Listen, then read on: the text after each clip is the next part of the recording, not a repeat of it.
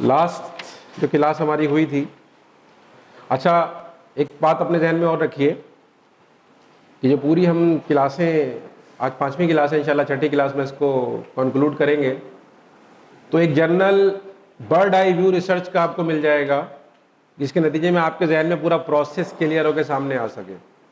लेकिन ये बात मैं अभी कर भी रहा था किसी से कि इसमें हर स्टेप खुद इस काबिल है कि उस पर बहुत कुछ पढ़ा जाए, सुना जाए, लिखा जाए, देखा जाए, सीखा जाए। तो आप एक जनरल चीज़ सीख जाएंगे कि ये चीज़ किस किस चीज़ से मिलके बनती है। मिसाल के तौर पर गाड़ी बनाने की फैक्ट्री जिन चीज़ों को इस्तेमाल करके गाड़ी बनाती है, उनमें से हर चीज़ तैयार करने की अलग फैक्ट्री होती है।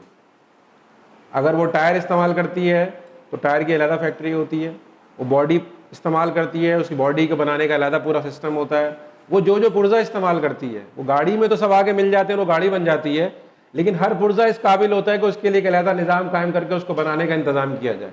रिसर्च भी कुछ इसी तरह की चीज़ है। हमने जो लास्ट टाइम ख़त्म किया था, मेरा ख्याल में मैं कॉन्सेप्चुअलाइज करने का बता रहा था कि रिसर्च प्रॉब्लम को किस तरीके से कॉन्सेप्चुअलाइज किया जाता है। पहला स्टेप जो था, मैंने क्या बताया था आप लोगों को? स्टेप 1 मैंने क्या बताया था? Formulating a research problem.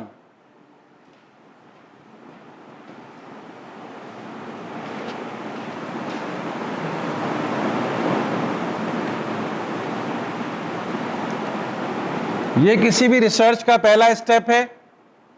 मिसाल के तौर पर मैं ये जानना चाहता हूं कि निज़ाम तालीम या तालीम का नौकरियों से क्या ताल्लुक है। तालीम का मैं अगर ये जानना चाहूं कि तालीम का नौकरी से या जॉब एम्प्लॉयमेंट से या जॉब प्लेसमेंट से क्या ताल्लुक है, अब मुझे तालीम और नौकरी का ताल्लुक मालूम करना है, तो मैं क्या करूंगा?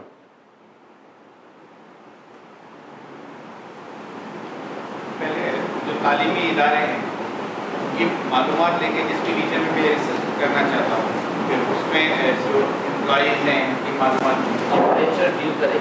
देखिए, जीपीआरएस सिस्टम आपको पता है, ग्लोबल पोजीशनिंग, या ग्राफ कभी किया है आप लोगों ने? ग्राफ पे काम किया है?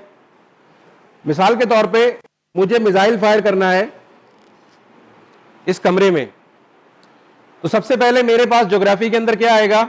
एशिया आ जाएगा। एशिया के बाद मैं कहां पहुंचूंगा? पाकिस्तान। पाकिस्तान के बाद मैं आ जाऊंगा कराची। कराची के बाद मैं कहां आऊंगा? District central. डिस्ट्रिक्ट सेंट्रल के बाद मैं आऊंगा एफबी एरिया। एफबी एरिया के बाद मैं आऊंगा ब्लॉक 5। ब्लॉक 5 के बाद मैं आऊंगा D35। फिर D35 में मैं सेट करूंगा बीच वाला कमरा के साथ वाला कमरा। आहिस्ता आहिस्ता आहिस्ता मैंने अपने कॉन्सेप्ट ऑफ हिटिंग समवन को नैरो डाउन किया और मैं D35 ब्लॉक 5 पे आके मैंने अपना काम कर लिया।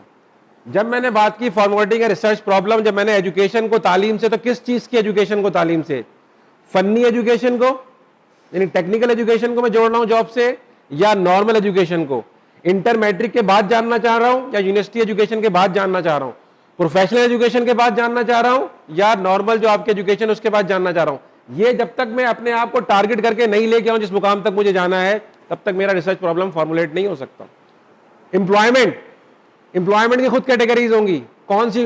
ब्लू कॉलर या व्हाइट कॉलर, रिलेटेड या नॉन रिलेटेड, प्रोफेशनल से जुड़ी हुई या नॉन प्रोफेशनल। एम्प्लॉयमेंट तो किसी चीज को मिलती है, यानी अगर एक इंजीनियर इसको नौकरी ना मिले और वो कहीं जॉब शुरू कर दे, एम्प्लॉयमेंट तो हो गई उसकी। मेरा एम्प्लॉयमेंट से क्या मुराद है? सेटिस्फैक्ट्री या नॉन सेटिस्फैक्ट्री, कंफर्म सरकारी मुलाजमत या प्राइवेट मुलाजमत, मुताल्लिका इदारे के अंदर या गैर मुताल्लिका इदारे के अंदर। जब तक मैं अपने रिसर्च प्रॉब्लम को एग्जैक्ट नहीं लेके आऊं, तो मसला सारा यह है कि मैं नाप नहीं सकता। और नापना क्यों जरूरी है? कि रिसर्च में जब तक अपने वेरिएबल्स को आप मेजर ना कर सकें, मिसाल के तौर पर मुझे पैंट खरीदने जाना है और मैं दुकान में दाखिल होता हूं, क्या दुकान वाला मेरा चेस्ट नापता है? क्यों? वो तो मेरी मेजरमेंट है ना जी। वो मेरी वेस्ट क्यों नापता है? इसलिए कि जो ट्राउजर मैं खरीदने जा रहा हूं उसका ताल्लुक मेरी वेस्ट से है, और जो शर्ट मैं खरीदने जा रहा हूं उसका ताल्लुक मेरे कॉलर साइज से है। तो जब वो मुझे शर्ट बेचेगा तो कॉलर नापेगा और पैंट बेचेगा तो वेस्ट नापेगा। ऐसा ही है। इसलिए कि उसको पता है कि मुझे क्या चीज सिलेक्ट करनी है, उसके लिहाज से मेजरमेंट प्रॉपर या अप्रोप्रिएट मेजरमेंट कैसे हो सकती है। अगर मुझे ये ना पता हो कि मुझे क्या मालूम करना है, एक और चीज याद रखिएगा कि वेरिएबल उस कॉन्सेप्ट को कहते हैं जिसको मेजर करने के काबिल बनाया जा सके। अगर वो मेजर नहीं हो सकता तो वेरिएबल नहीं बन सकता, अगर वो मेजर हो सकता है तो वेरिएबल बन सकता है। मिसाल के तौर पे तालीम कैसे मेजर करेंगे?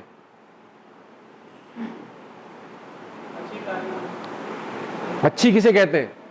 तालीम के मुख्तलिफ शोबे जो होते हैं, उनके सब्जेक्ट्स को, डिपार्टमेंट्स। इसका मतलब है कि आपको इसको सब कैटेगराइज करना पड़ेगा ना। सिर्फ तालीम को मेजर नहीं कर सकते आप, सिर्फ नौकरी को मेजर नहीं कर सकते आप, सिर्फ सेटिस्फैक्शन को मेजर नहीं कर सकते आप। सेटिस्फैक्शन कौन सी? स्पिरिचुअल, दुनियावी, जॉब, एजुकेशनल, मैरिटल लाइफ की कौन सी सेटिस्फैक्शन की बात कर रहे हैं आप? जब तक अपने रिसर्च प्रॉब्लम को सही से फॉर्मुलेट आप नहीं करेंगे तब तक आप उसे मेजर नहीं कर सकते। तो पहला कॉन्सेप्ट हमारा क्या है कि हमने अपने रिसर्च प्रॉब्लम को सही से फॉर्मुलेट करना है। उसके बाद जो चीज मैं आज पढ़ाऊंगा आप लोगों को, उसके बाद मसला है कि मैंने तय कर लिया कि मुझे मरी जाना है, ठीक है। अब मुझे तय करना है कि मुझे मरी कैसे जाना है। यानी एक आदमी जो है उसके पास 50,000 रुपए का बजट हो और मरी जाने का फैसला कर लेता है, और एक आदमी 2 लाख रुपए के बजट के बाद भी फैसला नहीं कर पाता।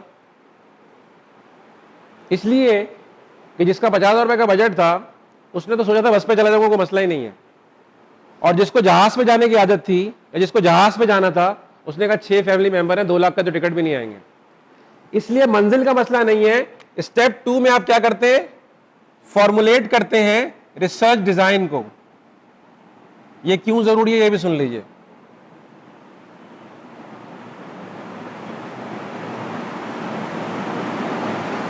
रिसर्च डिजाइन वो ब्लूप्रिंट है जो आपको आपकी मंजिल तक लेके जाता है। एक 120 गज का मकान भी अगर आप बनाने जाएंगे ना तो उसका पहले एक नक्शा बनता है। जबकि मुझे पता है कि मकान में मुझे कमरे भी चाहिए, किचन भी चाहिए, पानी का टैंक भी चाहिए, वॉशरूम भी चाहिए, तो मकान बनाने खड़ा हो जाओ। ये प्लॉट मेरा है और मुझे इसमें कमरे भी चाहिए, मुझे इसमें किचन भी चाहिए, मुझे इसमें वॉशरूम भी चाहिए, मुझे इसमें लॉन्च भी चाहिए। चलो जी मजदूरों बनाना शुरू हो जाओ। क्या करते हैं हम आर्टिस्ट से कहते हैं कि मुझे ये चीजें चाहिए, आप इसका नक्शा बना दीजिए।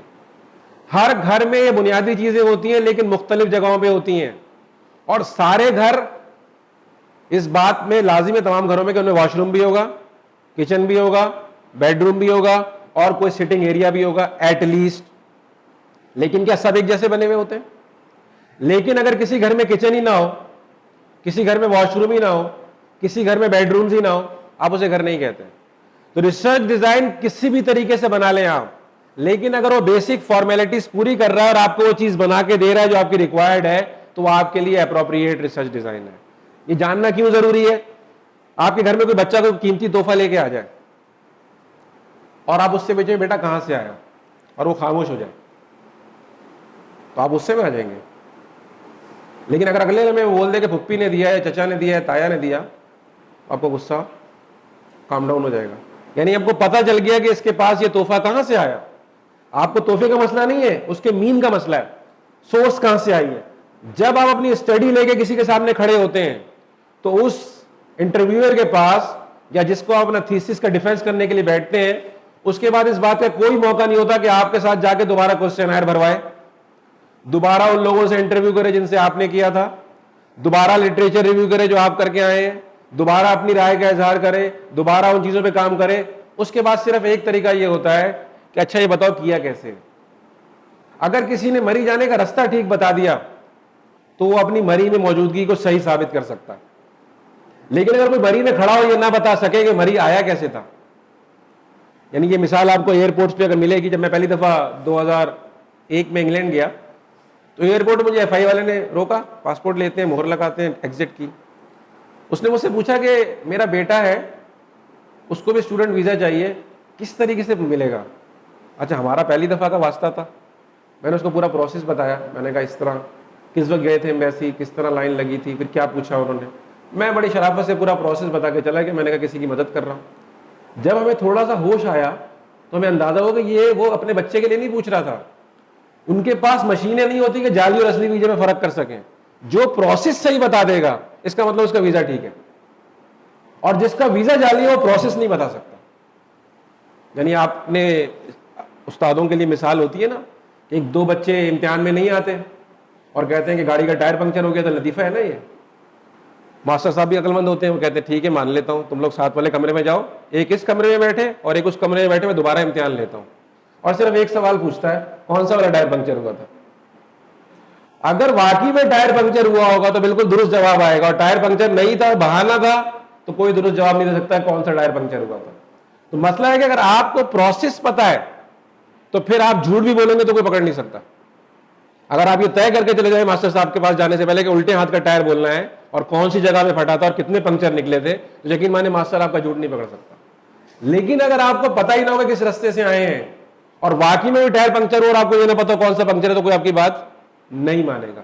रिसर्च डिजाइन की अहमियत इसी तरह है कि अगर आपको अपने पूरे रिसर्च के कॉन्सेप्ट का, उसके रास्ते का, उसके सफर का अगर नहीं पता, तो आपका थीसिस जो है कागज का बोझ है आपके ऊपर, जो आपकी जिल्लत का सबब तो बन सकता है, किसी डिग्री या किसी इज्जत का सबब नहीं बन सकता।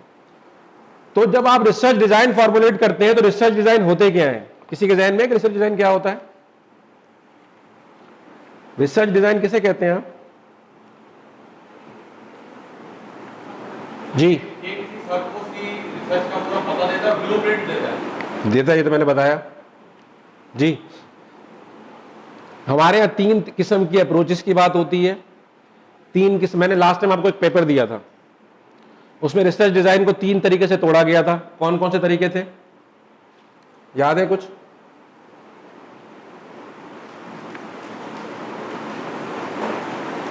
जी, लास्ट टाइम मैंने एक पेपर दिया था आप लोगों को। इंक्वायरी मेथड के लिहाज से मैंने क्या बताया था? पहले मैंने बताया था नंबर ऑफ कॉन्टैक्ट के लिहाज से, नेचर ऑफ, मुझे पेपर अगर किसी के पास है तो मुझे दिखाएगा। चले मैं बता देता हूँ, तरतीब में बता दूंगा उसकी। मोबाइल संभाल के, नहीं बेटा ये तो मेरे पास है,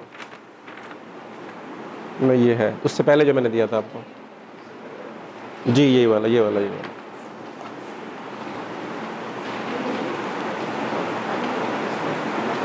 नहीं, टाइप ऑफ सैंपलिंग है ये। चलो मैं बता रहा हूं आपको। देखिए, रिसर्च डिजाइन के कई तरीके होते हैं, कई अप्रोचेस से तकसीम होता है। लास्ट टाइम शायद आपको दिया है, नहीं इससे पहले, लास्ट टाइम तो सारे टाइम लास्ट टाइम ही आएंगे। हाँ बता रहा हूं। देखिए मैंने बताया था प्रोस्पेक्टिव, दिखाइएगा, रेट्रोस्पेक्टिव एंड रेट्रोस्पेक्टिव प्रोस्पेक्टिव। यानी जब मैं माजी के किसी सिनेरियो पे रिसर्च कर रहा हूं तो क्या कहलाएगी? रेट्रोस्पेक्टिव, जिसको आप हिस्टोरिकल दूसरे अंदाज में कहेंगे। लेकिन यहां के लिहाज से मैं आपको बता रहा हूं कि जब माजी के किसी फिनोमिना पे मैं रिसर्च कर रहा हूं, मिसाल के तौर पर मैं ये जानना चाहता हूं कि जो जुनेजो साहब ने पीले स्कूल खोले थे, ठीक है, उनके क्या असरात पड़े तालीमी निजाम पे, तो क्या मैं दोबारा जाके पीले स्कूलों में रिसर्च कर सकता हूं? नहीं कर सकता। क्या करूंगा? मेरा नेचर ऑफ रिसर्च जो मैंने स्टेप 1 में तय किया था कि मुझे रिसर्च प्रॉब्लम क्या लेके आना है, फॉर्मुलेटिंग अ रिसर्च प्रॉब्लम, मुझे बताना पड़ेगा कि ये माजी के किसी सिनेरियो को डील करता है, फ्यूचर के किसी सिनेरियो को डील करता है, या माजी की किसी सूरत हाल के बारे में, फ्यूचर के बारे में प्रेडिक्ट कर रहा है। एक होता है रेट्रोस्पेक्टिव माजी, दूसरा होता है प्रोस्पेक्टिव फ्यूचर, तीसरा होता है रेट्रोस्पेक्टिव एंड प्रोस्पेक्टिव, कि जो माजी की किसी बेस के ऊपर फ्यूचर का कोई दायरा आपको बता रहा हो। ठीक है, नहीं समझे?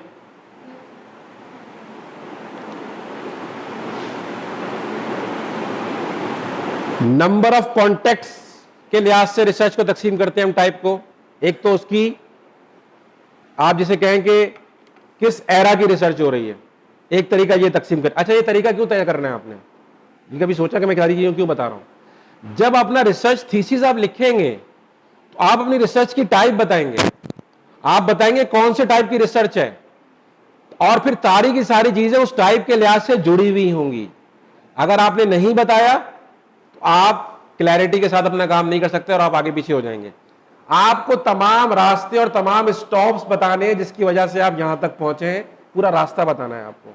सिर्फ ये नहीं कि मैं पहुंच गया तो मैं कमाल कर दिया मैंने, किस तरीके से आए हैं, कितना टाइम लगा है, ताकि ये तय हो सके कि आपने वाकई में वो फासला तय किया है कि नहीं तय किया। पहले आप तय करेंगे कि आपकी रिसर्च की जो प्रॉब्लम आपने फॉर्मुलेट की है वो माजी से मुताल्लिक है, मुस्तकबिल से मुताल्लिक है। मिसाल के तौर पर गवर्नमेंट ने नई रोशनी स्कूल खोलने का फैसला किया, या पंजाब में अभी जो तालीमी इदारे खोले हैं ना शहबाज शरीफ ने, दानिश स्कूल। अच्छा, मिसाल के तौर पर दानिश स्कूल क्यों खोलने की जरूरत पड़ी?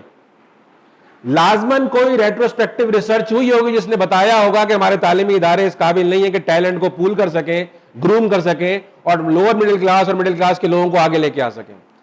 मुमकिन है कोई रेट्रोस्पेक्टिव प्रोस्पेक्टिव रिसर्च हुई है जिसने कहा हो कि माजी में तो ये मसले रहे, इनको हल करने का तरीका भी है। ठीक है, एक तरीका यह भी हो सकता है कि सिर्फ मैं फ्यूचरिस्टिक रहूं कि मेरा तालीमी निजाम तो ये है, मैं इसको बेहतर किस तरह बना सकता हूं या मैं इसके बारे में क्या चीजें कर सकता हूं, ये सिर्फ फ्यूचरिस्टिक अप्रोच होगी, उसको मैं प्रोस्पेक्टिव रिसर्च कहूंगा। Prospective, retrospective, prospective and retrospective prospective, ये तीन तरीके हैं जिनके मुताबिक मैं रिसर्च करता हूं। लिख देता हूं, मैं इसकी फोटोकॉपी दे दूंगा अभी आपको।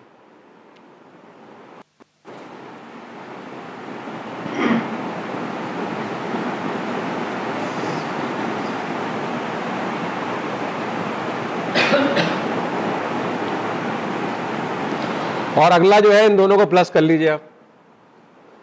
जो थर्ड टाइम है, ये रिसर्च रेफरेंस पीरियड के लिहाज से होती है कि मेरी रिसर्च किस रेफरेंस पीरियड की है, माजी की है, मुस्तकबिल की है, या माजी की बेस पे मुस्तकबिल के किसी फिनोमिना को मैंने बयान किया है। ये तीन चीजें हैं रेफरेंस पीरियड के लिहाज से। फिर एक तरीका होता है नंबर ऑफ कॉन्टेक्ट के लिहाज से।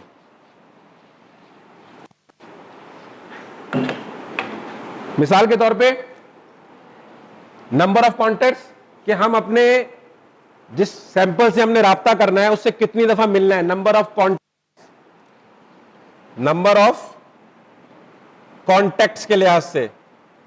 जो मैंने पहले तीन बताए रेफरेंस पीरियड के लिहाज से थी, जो अब बता रहा हूं ये नंबर ऑफ कॉन्टेक्ट के लिहाज से। इसमें पहली है क्रॉस सेक्शनल।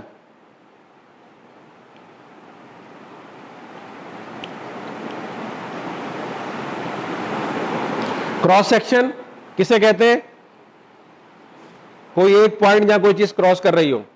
मिसाल के तौर पर बिलअमूम आपने देखा होगा पॉलिटिकल, जब वो मालूम करते हैं ट्रेंड तो छोड़ दीजिए, मुझे किसी पॉलिटिकल पार्टी की वो मालूम करनी पॉपुलैरिटी, या मुझे किसी स्कूल के बारे में मालूम करना है कि स्कूल कैसा है। मैं गया, मैंने वहां के पेरेंट्स को मैंने एक सेगमेंट बनाया, मैंने वहां के लोकेलिटी वालों को दूसरा सेगमेंट बनाया। ये मैं स्टेटम खुद बना रहा हूं, आप जो चाहे कर सकते हैं। तीसरा स्टेटम मैंने बनाया उन लोगों के जो स्कूल से पास आउट हो चुके हैं। मैं गया, मैंने क्वेश्चनर बनाया हुआ था, मैंने उनसे फिल करवाया और मैंने अंदाजा लगा लिया कि स्कूल का मेयार कैसा है। ये क्रॉस सेक्शनल है, मैं किसी एक से किसी एक मौके में पूछने के बाद अपनी राय कायम कर लेता हूं। ठीक है, यानी आपसे कोई आए और पहली क्लास में पूछ के चला जाए कि आपका रिसर्च के हवाले से क्या राय है, क्लास के हवाले से क्या राय है, जो आपकी राय हो that is called cross sectional study. ये एक वक्त में एक जगह पे होती है और उसके बाद ये रिजल्ट को जनरलाइज कर देती है। ठीक है, इसे कहते हैं क्रॉस सेक्शनल। दूसरी टाइप होती है before and after study.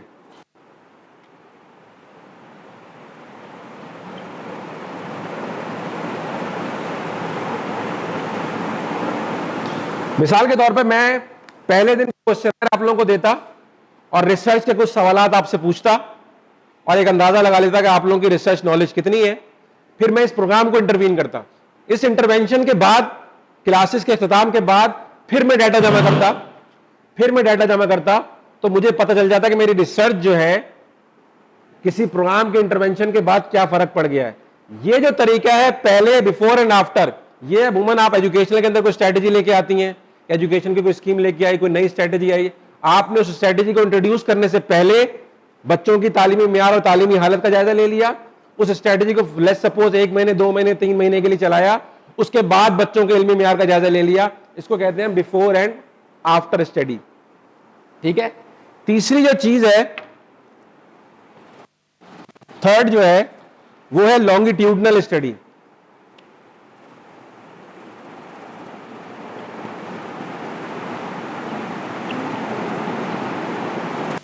Longitudinal के नाम से पता चल रहा है आप लोगों को? क्या ज़हन में आ रहा है जी? लॉन्गिट्यूडनल स्टडी कई तरीके से हो सकती हैं। लेकिन ये किसी एक ही फिनोमिना को कई मौकों में मालूम करने का नाम है। मिसाल के तौर पर नवाज शरीफ साहब हुकूमत में आए, ये पहले साल रिसर्च कराते कि लोगों की मुस्लिम लीग की क्या मकबूलियत है, दूसरे साल फिर कराते, तीसरे साल फिर कराते, चौथे साल फिर कराते, वही फिनोमिना। और वो 5 सालों में अंदाजा लगा लेते कि क्या ट्रेंड रहा है हमारे कामों का और लोगों के उसके नतीजे में हमारी तरफ रुजू का या हमारे मुखालिफ होने का।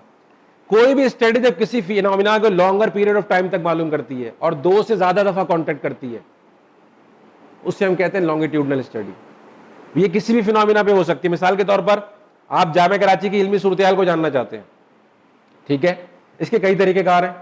एक तरीका तो जाके क्रॉस सेक्शनल आज आप जाके मालूम कर लीजिए और चेंज कर लीजिए, अपनी सूरत-ए-हाल बता दीजिए। दूसरा तरीका यह है कि मिसाल के तौर पर जामे कराची ने किसी डिपार्टमेंट के अंदर दाखिला टेस्ट इंट्रोड्यूस कराना है। अब मुझे मालूम करना है कि इसके नतीजे में तलबा पे क्या असर पड़ता है, किस किस्म के तलबा आते हैं। तो मैं उस यूनिवर्सिटी के वो तलबा जो बगैर दाखिले टेस्ट के आए हैं उनका बारे में जान लूं, और दाखिला टेस्ट होने के बाद जो तलबा आए हैं उनके दरमियान मुआवजा कर लूं। ये बिफोर एंड आफ्टर स्टडी हो सकती है। कोई भी ऐसा तरीका किसी फिनोमिना के इंटरवेंशन के बाद, किसी चेंज के बाद, किसी तब्दीली के बाद, तब्दीली से पहले और तब्दीली के बाद अगर हम रिसर्च करेंगे तो बिफोर एंड आफ्टर स्टडी कहलाएगा। लेकिन हम किसी चीज को लंबे पीरियड तक जानना चाहते हैं, बिलअमूम ये होता है मेडिकल साइंसेस के अंदर।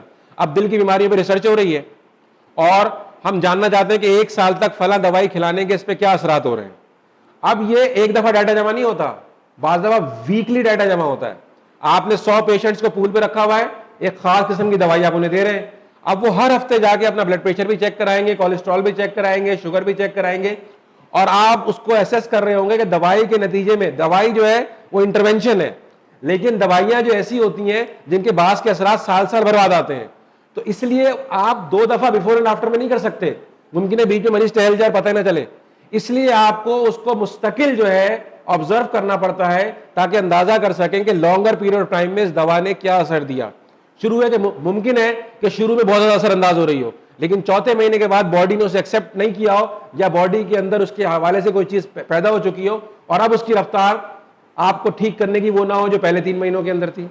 तो लॉन्गिट्यूडनल स्टडीज एजुकेशन के अंदर भी इस्तेमाल होती हैं, क्रिमिनोलॉजीज के अंदर भी इस्तेमाल होती है, हमारी फील्ड के अंदर भी इस्तेमाल होती हैं। एजुकेशन के साथ किसी भी फील्ड के अंदर नेचर ऑफ प्रॉब्लम बताएगा कि आपकी स्टडी किस तरह की होनी चाहिए।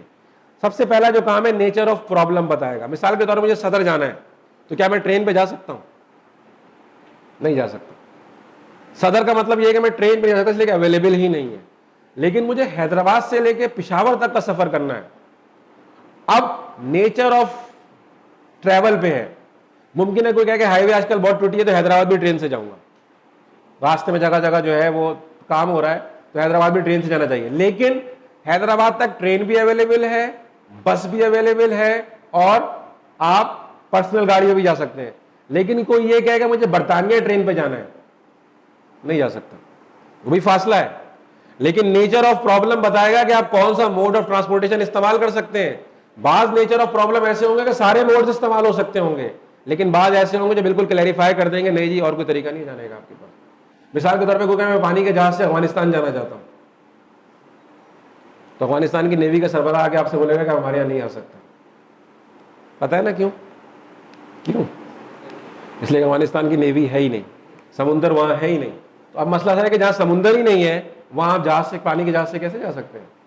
इसीलिए जो रिसर्च प्रॉब्लम फॉर्मुलेट होगा, जहां जाने का फैसला करना है, उसके बाद बकिया चीजें तय करना शुरू करेंगे आप। मुमकिन है कि आपका प्रॉब्लम ऐसा हो कि आपको लॉन्गिट्यूडनल स्टडी करनी पड़े।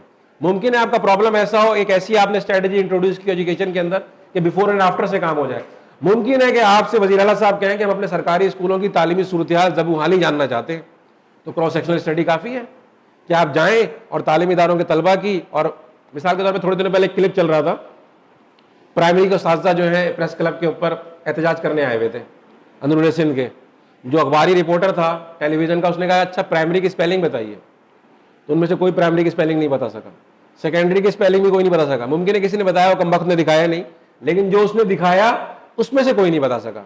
अब एक तरीका ये है तालीमी मेयार जांचने का कि आप गए और आपने मालूम कर लिया कि इनका स्टैंडर्ड क्या है, तो क्रॉस सेक्शनल स्टडी भी आपका काम कर सकती है। लेकिन अगर वज़ीर आला साहब कह दें कि आप हमें ये बताइए कि हमारे तालीमी निज़ाम में क्या खराबियां हैं और इनको दूर करने के लिए हम क्या कर सकते हैं, तो फिर आपकी प्रोस्पेक्टिव और रेट्रोस्पेक्टिव स्टडी मिलने के बाद स्टडी होगी। आप सिंध के तालीमी इदारों का फ्यूचर में क्या रोल देखते हैं, सिर्फ प्रोस्पेक्टिव स्टडी होगी। तो नेचर ऑफ प्रॉब्लम जो है वो आपसे चीजें चेंज करा रहा होता है। इसके बाद जो अगला डायमेंशन है रिसर्च डिजाइन के लिए बहुत अहम, पहली चीज आपने क्या देखी, माजी हाल, माजी मुस्तकबिल और माजी मुस्तकबिल एक साथ। दूसरा मैंने क्या बताया आपको, नंबर ऑफ कॉन्टेक्ट के लिहाज से कि स्टडी को आपने सिर्फ एक ही दफा करके छोड़ देना है, बिफोर एंड आफ्टर करना है या लॉन्गिट्यूडनल लेके चलना है।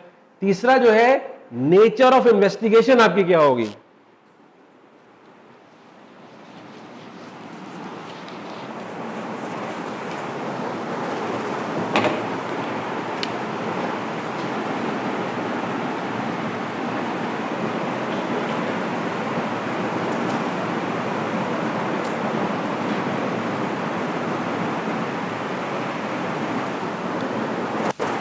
यानी चीजें मालूम करने का तरीकेकार क्या होगा, एक्सपेरिमेंटल होगा, नॉन एक्सपेरिमेंटल होगा या बैन दरमियान में होगा। कुछ एक्सपेरिमेंटल, सेमी एक्सपेरिमेंटल जिसे कहते हैं हम, कासी एक्सपेरिमेंटल डिजाइन भी कहते हैं जिसको हम। तीन नेचर ऑफ इन्वेस्टिगेशन है, एक्सपेरिमेंटल जिसमें हम कोई चीज एक्सपेरिमेंट करते हैं, कोई प्रोग्राम जो है इंटरवीन करते हैं, ठीक है, कोई तजुर्बा करते हैं। दूसरा क्या है, नॉन तजुर्बाती।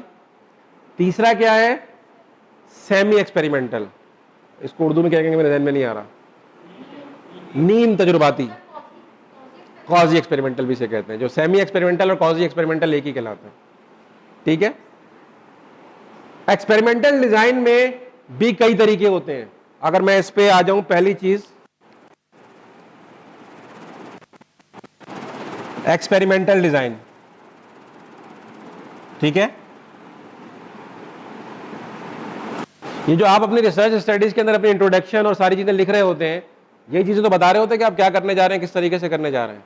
अदरवाइज आपने क्या लिखना है, कोई और चीज ही नहीं। डाटा जमा करने से क्या लिख सकते हैं आप, यही लिख सकते हैं कि आपका तरीकेकार क्या होगा, रास्ता कौन सा चुनेंगे, क्यों चुनेंगे, इसके लिए क्या इसके पॉजिटिव्स हैं, क्या इसके नेगेटिव्स हैं, तमाम की तमाम चीजें आपको एकेडमिया के अंदर मिल जाएंगी। एक्सपेरिमेंटल डिजाइन के अंदर एक होता है the after only experiment design. मिसाल के तौर पर मेरे पास कोई आए और वो ये बोले कि हमने पंजाब में दानिश स्कूल कायम कर दिए, हमें बताएं कि इसका क्या फर्क पड़ा है। अच्छा, उन्होंने मुझे दानिश स्कूल कायम करने से पहले नहीं बताया था, ना कोई रिसर्च कराई थी। अब यहां पर जब सूरत-ए-हाल ऐसी हो तो क्या मैं पहले बिफोर एंड आफ्टर कर सकता हूं? नहीं कर सकता। अब मुझे आफ्टर ओनली रिसर्च डिजाइन अपनाना है कि मैं लोगों से पूछूंगा कि ये बताइए कि यहां दानिश स्कूल बनने से पहले की सूरत-ए-हाल क्या थी, टैलेंटेड लड़के क्या करते थे, कितने लड़के पोजीशन लेके आते थे, कितने लड़के सीएसएस में जाते थे और अब कितने जाते हैं। यानी किसी काम के होने के बाद अगर मुझे कोई रिसर्च करनी पड़ जाए, देर से होश आए या देर से प्रोजेक्ट मिले या देर से टॉपिक आपके पास आए, तो आपको पहले, इसको हम कहते हैं the after only experimental design, कि एक्सपेरिमेंट हो चुका है लेकिन हमने उसको मॉनिटर तो नहीं किया, लेकिन उस एक्सपेरिमेंट के नतीजे में जो कुछ हुआ है वो मालूम करके पहले और बाद की सूरत-ए-हाल के दरमियान मुवाजना कर लें। इसके अंदर कई खामियां होती हैं, लेकिन पहली खामी तो यही है कि पहले अगर पता होता तरीके से मॉनिटर कर लेते। लेकिन अगर एक चीज आपके पास आई लेट, आपके जहन में लेट आए, तो आप क्या करेंगे? कुछ भी नहीं करेंगे, नहीं। फिर आपके पास जो मुमकिन सूरत-ए-हाल होगी उसके मुताबिक काम करेंगे। इसको हम क्या कहते हैं? The after only experimental design part है, एक तरीका। देखें, इसमें एक्सपेरिमेंट हो चुका है लेकिन हमने बाद में काम शुरू किया है, इसलिए इसको कहते हैं the after only experimental design.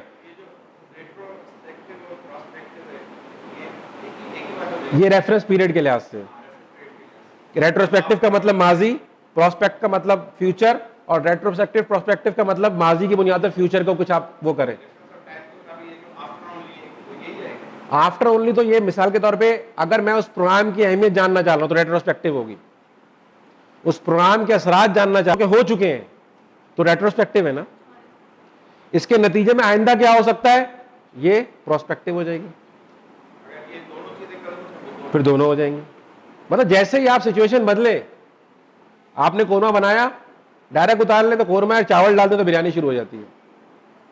यानी जैसे ही आपने कंडीशन बदली उसके नतीजे में काम आगे पीछे होना शुरू हो जाता है। ठीक है,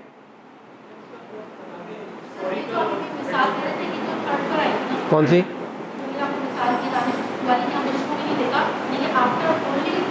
हाँ नहीं, अगर मैंने ये देखना है कि दानिश स्कूल के नतीजे में क्या हो गया है तो रेट्रोस्पेक्टिव है।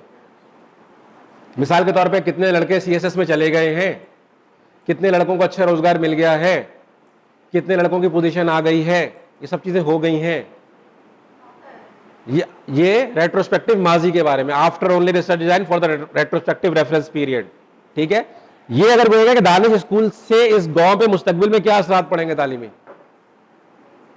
तो मैं कहूंगा क्योंकि दानिश स्कूल के नतीजे में यहाँ के 200 बच्चे ऐसे हैं जो पहले कहीं स्कूल में नहीं जा रहे थे, उन्होंने दाखिला ले लिया, अब 200 फैमिलियों के अंदर एक एक पढ़ा लिखा आदमी हो जाएगा। तो इसके नतीजे में प्रोजेक्टेड सूरत हाल ये है कि इस गांव के अंदर 10 साल के बाद लिटरेसी रेट जो है 70% पे आ जाएगा। ये मेरा प्रोस्पेक्टिव एरिया है। ठीक है, अगर वो ये कहे कि दानिश स्कूल बनने से पहले और बनने के बाद के हालात पे काम करना है, तो दोनों एरिया सामने आ जाएंगे। ये नेचर ऑफ इंक्वायरी के लिहाज से काम आता है। जैसे ही सूरत हाल सामने आएगी, आप तय कर लेंगे कि आपका रेफरेंस पीरियड किसे या रेफरेंस एरिया क्या होना चाहिए। ये सारी चीजें आपके पास अवेलेबल है। ठीक है, और बहुत फाइन फर्क है, ऐसा नहीं कि बहुत पोल अपार्ट फर्क है, सिर्फ जुमलों को कहने का अंदाज और उसको प्लेस करने का अंदाज। आपने उसको इस रो में डाल दिया तो यहां का है, इस रो में डाल दिया तो यहां का है। किसको? अभी इंदौर में क्या असर डाल रहा है? नहीं, दुनिया में प्रेजेंट है ही नहीं, पता है आपको? है ही नहीं, ना ना ना ना, पास्ट है, पास्ट हो रहा है और उसके बाद फ्यूचर है, प्रेजेंट है कहां? जो जुमला मैंने बोल दिया पास्ट में चला गया, जो बोलने वाला वो फ्यूचर में, मैं कहूं असरात पढ़ चुके हैं या पढ़ेंगे? पढ़ रहे हैं, कुछ भी नहीं होता। इसलिए रिसर्च हाल पे हो ही नहीं सकती, इसलिए हाल होता ही नहीं है, बेहाल होता है वो। हमारे यहां तो थोड़ा प्रेजेंट को लंबा कर देते ना कि आज जो कुछ किया प्रेजेंट, नहीं, एक सेकंड के अंदर चीज पास्ट और उस सेकंड के उस तरफ फ्यूचर है। हाल क्या है? जो जुमला मैंने बोल दिया वो पास्ट हो गया, जो बोलने वाला हूं वो फ्यूचर है, हाल तो कुछ भी नहीं है। सुन चुके, सुनने वाले हैं, सुन रहे हैं का लफ्ज इतना सेकंड के अंदर, नैनो सेकंड के अंदर आता है कि उसको आप अकाउंट फॉर कर ही नहीं सकते। हाँ, लेकिन रिसर्च में हम नहीं करते ये। रिसर्च के अंदर ये लाइन के इस तरफ पास्ट है और लाइन के इस तरफ फ्यूचर है, बहुत थिन सी लाइन है जिसके ऊपर आप कोई काम नहीं कर सकते। ठीक है, हर गुजरता लम्हा माजी हो रहा है और हर आने वाला लम्हा मुस्तकबिल है। हाल क्या है? सिर्फ वो एक नैनो सेकंड का लम्हा जिसको बयान करने में वो माजी हो जाता है। सही है। इसके अंदर एक्सपेरिमेंटल के अंदर बिफोर एंड आफ्टर होता है डिजाइन, एक्सपेरिमेंटल के अंदर बिफोर एंड आफ्टर डिजाइन। एक होता है डाटा कलेक्शन करने का जो हमने तरीका बताया था ना, नंबर ऑफ कॉन्टैक्ट के लिहाज से बिफोर एंड आफ्टर। एक है एक्सपेरिमेंटल के अंदर बिफोर एंड आफ्टर, स्कूल बनने से पहले और स्कूल बनने के बाद। ये रेट्रोस्पेक्टिव, प्रोस्पेक्टिव और before and after experimental design है, क्योंकि आप इसमें एक एक्सपेरिमेंट करने जा रहे हैं। क्लियर है? चीजें सॉर्ट हो रही है, सही नहीं हो रही है? नहीं हो रही, हो रही है। मसला है कोई यहां तक? जी, एक्सपेरिमेंटल जिसमें हमने कोई तजुर्बा किया हो। मिसाल के तौर पे आपने तजुर्बा किया कि ओ लेवल की तालीम किताबें लगा दें आप मैट्रिक के स्टूडेंट के लिए। अब ये एक्सपेरिमेंट कर रहे हैं आपके मैट्रिक के स्टूडेंट को ओ लेवल की तालीम की किताबें पढ़ाई जाएं तो उनके रिजल्ट पे क्या असर आता है? जी, कोई इंटरवीन, कोई प्रोग्राम आएगा, उसके बाद उसके नतीजे में रिसर्च हो रही है, उस प्रोग्राम की बुनियाद पर रिसर्च हो रही है। ये एक्सपेरिमेंटल है। आपने कोई फलसफा, कोई फिलॉसफी, कोई प्रोग्राम पेश किया अमली। मिसाल के तौर पे हमने तय किया कि हमारे पास पीएचडी के इतने स्टूडेंट्स हैं, इनका जो रिसर्च की जो एकेडमिक नॉलेज है बहुत कम है। हम एक काम करते हैं कि रिसर्च की 6 क्लासें करते हैं, उसके बाद हम देखते हैं कि इन 6 क्लासेस का इन पे क्या फायदा पहुंचता है। एक्शन रिसर्च इससे मिलती जुलती एक्सपेरिमेंटल ही होती है, लेकिन फिर अलग डोमेन में चली जाती है, उसको और भी चीजों के अंदाज में बयान करते हैं। एक्शन रिसर्च भी इसी को कहते हैं, एक्सपेरिमेंटल ही होती है, लेकिन उसको अलग बयान किया जाता है। ठीक है, एक्सपेरिमेंट किसी भी प्रोग्राम के अंदर, एक्सपेरिमेंट किसी प्रोग्राम के अंदर आपने अगर कुछ किया है, उसके नताइज देख रहे हैं तो एक्सपेरिमेंट है। कुछ किए बगैर आप नताइज देख रहे हैं तो एक्सपेरिमेंटल नहीं है। रिसर्च के लिए हम एक्सपेरिमेंट करते हैं। जी जी जी जी जी, रिसर्च के लिए नहीं करते, किसी बेहतरी के लिए भी करते हैं, बाज दफा कुछ जानने के लिए करते हैं, किस फिनोमिना को नोन करने के लिए करते हैं, कोई भी वजह हो सकती है। उस वजह को फिर सर्च करते हैं कि आया ऐसे ही काम कर रही है कि नहीं कर रही है। मिसाल के तौर पे आपने कहा कि हमने अपना मुताला पाकिस्तान का निसाब चेंज करना है, ठीक है, इसकी एक पायलट स्टडी होती है, इसको एक्सपेरिमेंटल रखा जाता है कि इसके नतीजे में क्या फर्क पड़ रहा है। जब तक आप कोई चीज इंट्रोड्यूस ना करें एक्सपेरिमेंट नहीं हो सकता। जैसे लैब में जाते हैं तो एक्सपेरिमेंट होता है ना, ऐसे तो एक्सपेरिमेंट नहीं होता।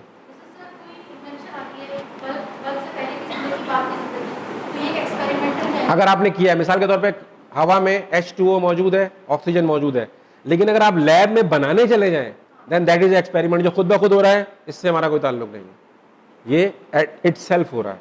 लेकिन अगर हम इसको बनाने चले जाएंगे वो एक्सपेरिमेंट है हमारा। फिर हम देखेंगे हम कितनी बना सके, कितनी अच्छी बना सके, कितनी खराब बना सके। जो खुद ब खुद हो रहा है वही काम हो रहा है, लेकिन हमारे एक्सपेरिमेंट में नहीं आ सकता। ठीक है। फिर जो तीसरा तरीका बहुत अहम है, that is called control group. यहां तक समझ आ गया? नहीं आया तो पूछ लें।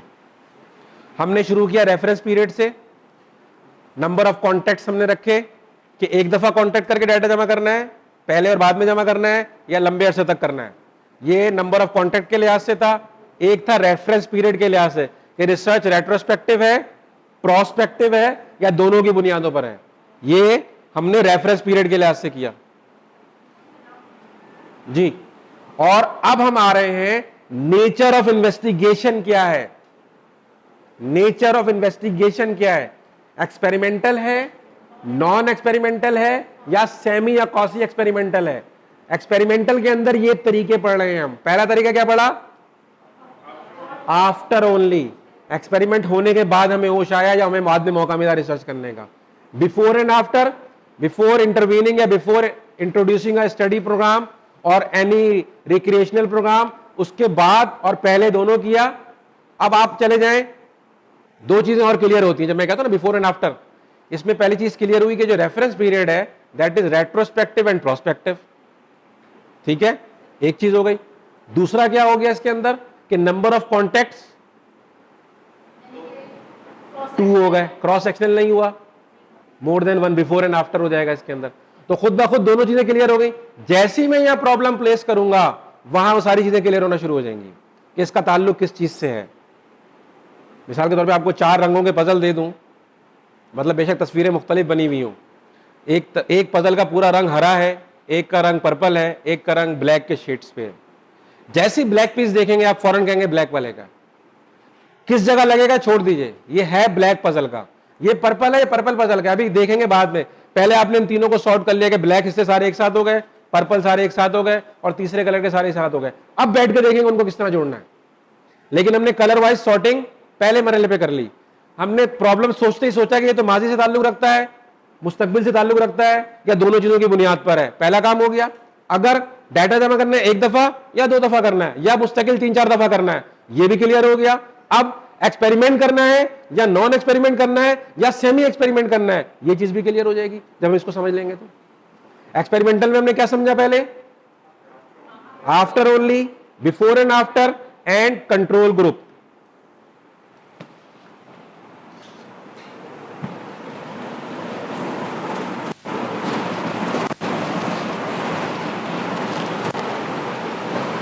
देखिए, जहां आप समझना है मुझे रोक दीजिएगा, क्योंकि मेरी स्पीड थोड़ी ज्यादा हो सकती है। जहन में एक्सपेरिमेंटल ही रखिएगा। कंट्रोल ग्रुप, कंट्रोल ग्रुप क्या होता है जी?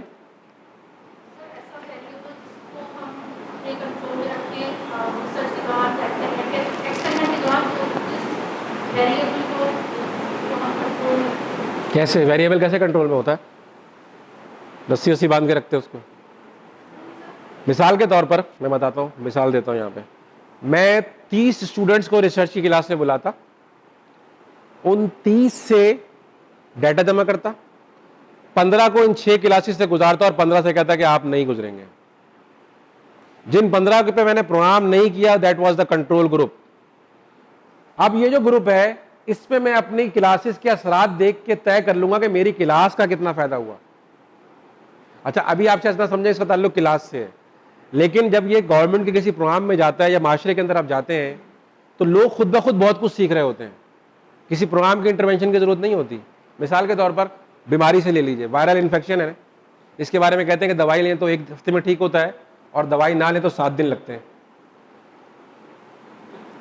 दवाई ले ले तो 1 हफ्ते में ठीक हो जाते हैं, और ना ले तो 7 दिन लगते हैं। अब मसला है कि ये बगैर दवाई के भी ठीक होने लगता है, इसलिए मैं कुछ लोगों को दवाई खिला के चेक करता हूं, कुछ बगैर दवाई के चेक करता हूं कि दवाई के असरात किस पेस के साथ जा रहे हैं, दवाई के नतीजे में जल्दी हुआ कि नहीं हुआ, और बगैर दवाई के नतीजे में कितना, दवाई का भी कोई असर है या इसने खुद ब खुद हो जाना है।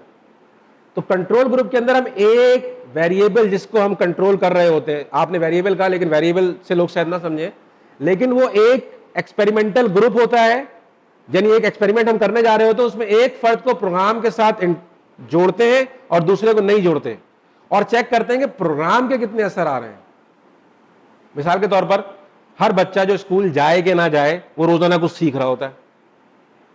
हम 10 बच्चों के बारे में तय करते हैं कि ये स्कूल नहीं जाएंगे और ये 10 बच्चे स्कूल जाएंगे। अब वो जो 10 बच्चे स्कूल नहीं जा रहे, they are our control group, हम उनके साथ एजुकेशन इंट्रोड्यूस नहीं कर रहे, लेकिन वो रोजाना कुछ सीख रहे हैं, रोजाना वो बच्चे भी सीख रहे हैं जो स्कूल जा रहे हैं। अब जब हम दोनों को 15 दिन बाद, महीने बाद, साल बाद कंपेयर करेंगे तो इन बच्चों की नॉलेज भी बड़ी होगी और उन बच्चों की भी बड़ी होगी, लेकिन फर्क पता चल जाएगा कि स्कूल के नतीजे में क्या असर पड़ा है। नहीं समझे? देखें, हर बच्चा जो पैदा हुआ रोजाना कुछ सीख रहा है, वो बोलना सीख जाता है, वो समझना सीख जाता है, चीजों को करना सीख जाता है, चाहे स्कूल जाए कि ना जाए। अब मैं स्कूल का असर देखना चाह रहा हूं, तो मैंने 10 बच्चों से कहा आपने स्कूल में दाखिला नहीं लेना, और 10 बच्चों को स्कूल में दाखिला करा दिया। जिन 10 बच्चों को स्कूल में दाखिला नहीं कराया उन्होंने भी 1 साल में कुछ सीखा होगा, उनको माहौल ने सिखाया होगा, भाई बहनों ने सिखाया होगा, एनवायरनमेंट ने सिखाया होगा। इन बच्चों को भी माहौल ने, एनवायरनमेंट ने, भाई बहनों ने, सबने सिखाया, लेकिन स्कूल भी इंटरवीन कर गया बीच में। अब जब 1 साल के बाद इसको 10 चीजें आती होंगी और उसको 15 चीजें आती होंगी, तो मैं कहूंगा स्कूल के एजुकेशन के नतीजे में 5 चीजें इजाफी आ सकती हैं किसी फर्द को। कंट्रोल ग्रुप जो है मुझे इस बात का काबिल बना देगा कि मैं तय कर लूंगा किसी फर्द पे प्रोग्राम का कितना असर पड़ा है। अदरवाइज प्रोग्राम का कितना असर पड़ा है पता ही नहीं, मुमकिन है घर वालों ने सिखाई हो, मुमकिन है माशरे से सीख गया हो, मुमकिन है उम्र के साथ साथ सीख गया हो। इसलिए एक ग्रुप को कंट्रोल करना पड़ता है ताकि हम अपने प्रोग्राम के इंटरवेंशन के असरात मालूम कर सके। क्लियर है? नहीं, कंट्रोल ग्रुप का मतलब ये है कि एक ग्रुप कंट्रोल कर लिया, दूसरे में एक्सपेरिमेंट कर रहे हैं आप। खुद इसका मतलब है कि 2 ग्रुप बन चुके हैं, और ये मवाजना ही बताएगा कि आपको कि आपका प्रोग्राम कितना सिखा रहा है। अदरवाइज तो हर आदमी रोजाना कुछ ना कुछ सीख रहा है। आप बताइए कंट्रोल ग्रुप के फॉर्मल एग्जाम 10 बच्चों से एक क्लास में, और इनको का हम सब लर्निंग के लिए पढ़ेंगे, क्लास भी वही सब्जेक्ट सोशल स्टडी। जब रिजल्ट आया तो उनकी सब महदूद मालूमात थी जिनका हमने एग्जाम किया था, और जिनका सिर्फ लर्निंग पर्पस के लिए उनकी लर्निंग हुई थी, तो उनकी ज्यादा मालूमात थी और कोई बाउंड्रीज भी नहीं थी। प्रोजेक्ट के तौर पे भी किया था कि हमारा कानून बढ़ेगा हमारा। तो ये अब कंट्रोल ग्रुप इसमें दोनों हो सकते हैं। मसला ये है कि आप चेक क्या करना चाह रहे थे, यानी अगर आप इम्तिहानी निज़ाम की इफेक्टिविटी चेक करना चाह रहे थे तो जिन लोगों को इंट्रोड्यूस नहीं किया इम्तिहान से वो कंट्रोल ग्रुप थे। अगर आप बगैर इम्तिहान में बैठने के नतीजे में सलाहियतों को जला चेक करने जा रहे थे तो जिनको इम्तिहान ने बिठाया और जिन वो कंट्रोल ग्रुप हो गए, चेंज हो गया। ठीक है? जिस ग्रुप को आपने अपने इंटरवेंशन से यानी अपने प्रोग्राम से, अपनी स्ट्रेटेजी से दूर रखा, वो ग्रुप कंट्रोल हो गया। बकिया पे आपने स्ट्रेटेजी इंट्रोड्यूस कर दी, स्ट्रेटेजी इंट्रोड्यूस कर दी, अब पता चल गया कि क्या असरात पड़ते हैं। ठीक है? समझ आ रही है बात? नहीं आ रही? कंट्रोल ग्रुप समझ आ गया? एक्सपेरिमेंटल के अंदर है कंट्रोल ग्रुप, एक्सपेरिमेंटल के अंदर है, और वहां कहां जाएगा? रेट्रोस्पेक्टिव प्रोस्पेक्टिव में कहां जाएगा ये बताइए जी। ये रेट्रोस्पेक्टिव प्रोस्पेक्टिव दोनों में चला जाएगा, क्योंकि आपने पहले डाटा जमा किया होगा ना बच्चों का प्रोग्राम इंटरवीन करने से पहले कि उनकी क्या सूरत हाल है, और उसके बाद की आप बता रहे होंगे। तो सिर्फ प्रोस्पेक्टिव भी हो सकता है अगर सिर्फ हम उसकी बुनियाद पर, अगर हमने वो किया होता द आफ्टर ओनली, अगर हम उसके नतीजे में आगे ही वो चीज बताना चाह रहे होते, लेकिन जो हो गया उसके बारे में बताना चाहेंगे रेट्रोस्पेक्टिव ओनली। दोनों का मवाजना कर देंगे तो दोनों जमा हो जाएंगे। ये आपके ऊपर है कि एक ही चीज से किस तरह की चीजें इन्फ्लुएंस करना चाहते हैं। मतलब जिस बंदूक से शिकार खेल सकता हूं उससे मैं किसी बंदे को भी मार सकता हूं, उससे मैं पुलिस वाले पे भी हमला कर सकता हूं, उससे मैं बैंक डकैती भी कर सकता हूं, उससे मैं बटेर भी मार सकता हूं। एक वक्त में आफ्टर ओनली और कंट्रोल ग्रुप दोनों हो सकते हैं। जी हाँ, एक वक्त में आफ्टर नहीं, आफ्टर ओनली में कंट्रोल ग्रुप नहीं होगा आपके साथ। अगर हम सब फ्यूचर के लिए करें तो आफ्टर ओनली हो जाएगा। आफ्टर नहीं, आफ्टर ओनली में आपको तो मौका ही नहीं मिला कंट्रोल ग्रुप बनाने का, इसलिए कि आपको पता ही बाद में चला कि ये काम हो चुका है, बताइए आपने क्या करना है। इसमें कंट्रोल ग्रुप कैसे बना सकते हैं आप? कंट्रोल ग्रुप बनाने का मतलब है कि अब आफ्टर ओनली नहीं होगा। कंट्रोल ग्रुप तो आपने डिसाइड कर लिया ना पहले ही कि आपने कंट्रोल ग्रुप बनाना और एक जगह प्रोग्राम लाना, एक जगह नहीं लाना। आफ्टर ओनली में तो आपको बाद में कोई चीज करनी होती है, ठीक है। एक होता है double control group. Control group में मोर देन वन हो सकते हैं, क्रॉस सेक्शनल नहीं होगा, बिफोर एंड आफ्टर भी हो सकता है, लॉन्गिट्यूडनल भी हो सकता है, दोनों हो सकते हैं। नेचर ऑफ स्टडी बताएगी। अब मैं जैसे आ रहा हूं, ये नेचर ऑफ स्टडी बताएगी। यहाँ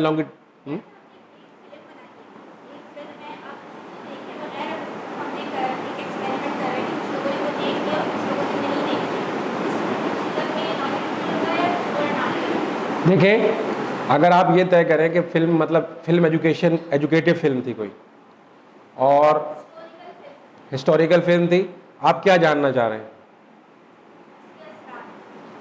तो जिन लोगों को नहीं दिखाई, जिन्होंने नहीं देखी, उनके बारे में जमा करें डाटा और फिर उन्हें दिखा के उनके बारे में जाने, फिर असरात नजर आएंगे आपको।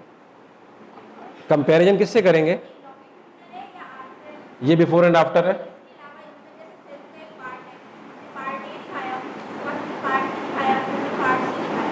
देखें, हाँ सही है। देखें, आप पहले पार्ट की इफेक्टिविटी अलग जानना चाह रहे हैं, दूसरे की अलग, तीसरे की अलग, और उन तीनों के नतीजे में कोई लंबी चीज ज्यादा लॉन्गिट्यूडनल हो गई ना। इसको हम बास अंदाज में ट्रेंड स्टडी भी कहते हैं, पैनल स्टडी भी कहते हैं, बहुत सारे तरीके हैं इसको नाम देने के। नहीं, 2 दफा में बिफोर एंड आफ्टर होगी, ये प्रोग्राम से पहले प्रोग्राम के बाद, that is called before and after. जब हमारा नंबर ऑफ कॉन्टैक्ट 2 से बढ़ जाएगा तो लॉन्गिट्यूडनल में चला जाएगा। अब लॉन्गिट्यूडनल के कई तरीके हैं। मिसाल के तौर पे लॉन्गिट्यूडनल का एक तरीका है ट्रेंड। अब मुझे फैशन के ट्रेंड मालूम कर रहे हैं, पाकिस्तान में पिछले 50 साल या अगले 50 साल में फैशनों के क्या ट्रेंड है। हर साल हाई स्ट्रीट फैशन में क्या आता है मैं मालूम कर रहा हूँ। हर साल नौजवान लड़कियां क्या पहनती हैं मालूम कर रहा हूँ। मुझे उसी लड़की से बार बार मालूम नहीं करना कि पहले साल क्या पहना था, अगले साल क्या पहना था। हर साल मैंने 18 साल की उम्र की लड़कियों का डाटा लेना है कि उनको कौन से फैशन पसंद है। अगर मैं 5 साल तक ये करता रहूं तो मैं ट्रेंड चेंज बता सकता हूं कि ये ट्रेंड है। पैनल स्टडी, मैंने एक ग्रुप सेलेक्ट कर लिया और हर साल इसी से राय ले रहा हूं। अब मैं ये देख रहा हूं कि ट्रेंड का और एज का फैशन इख्तियार करने पे क्या असर पड़ता है। ये पैनल मेरा मुस्तकिल हो गया। ट्रेंड में माशरे में क्या फैशन चल रहा है या इस उम्र की औरतें क्या इख्तियार करती हैं, ये ट्रेंड है कि मैंने 65 साल की हर औरत से पूछना शुरू कर दिया कि आपके फैशन के क्या वो हैं। हर साल पूछा, मुझे अंदाजा हो कि फैशन के ट्रेंड में औरतों के यहाँ रुझान है 65 साल की उम्र में। लेकिन अगर मैंने कुछ खवातीन को सिलेक्ट कर लिया और उनसे हर साल डाटा लिया 2-3 साल तक, तो ये क्या हो गया, पैनल स्टडी होगी, लॉन्गिट्यूडनल है।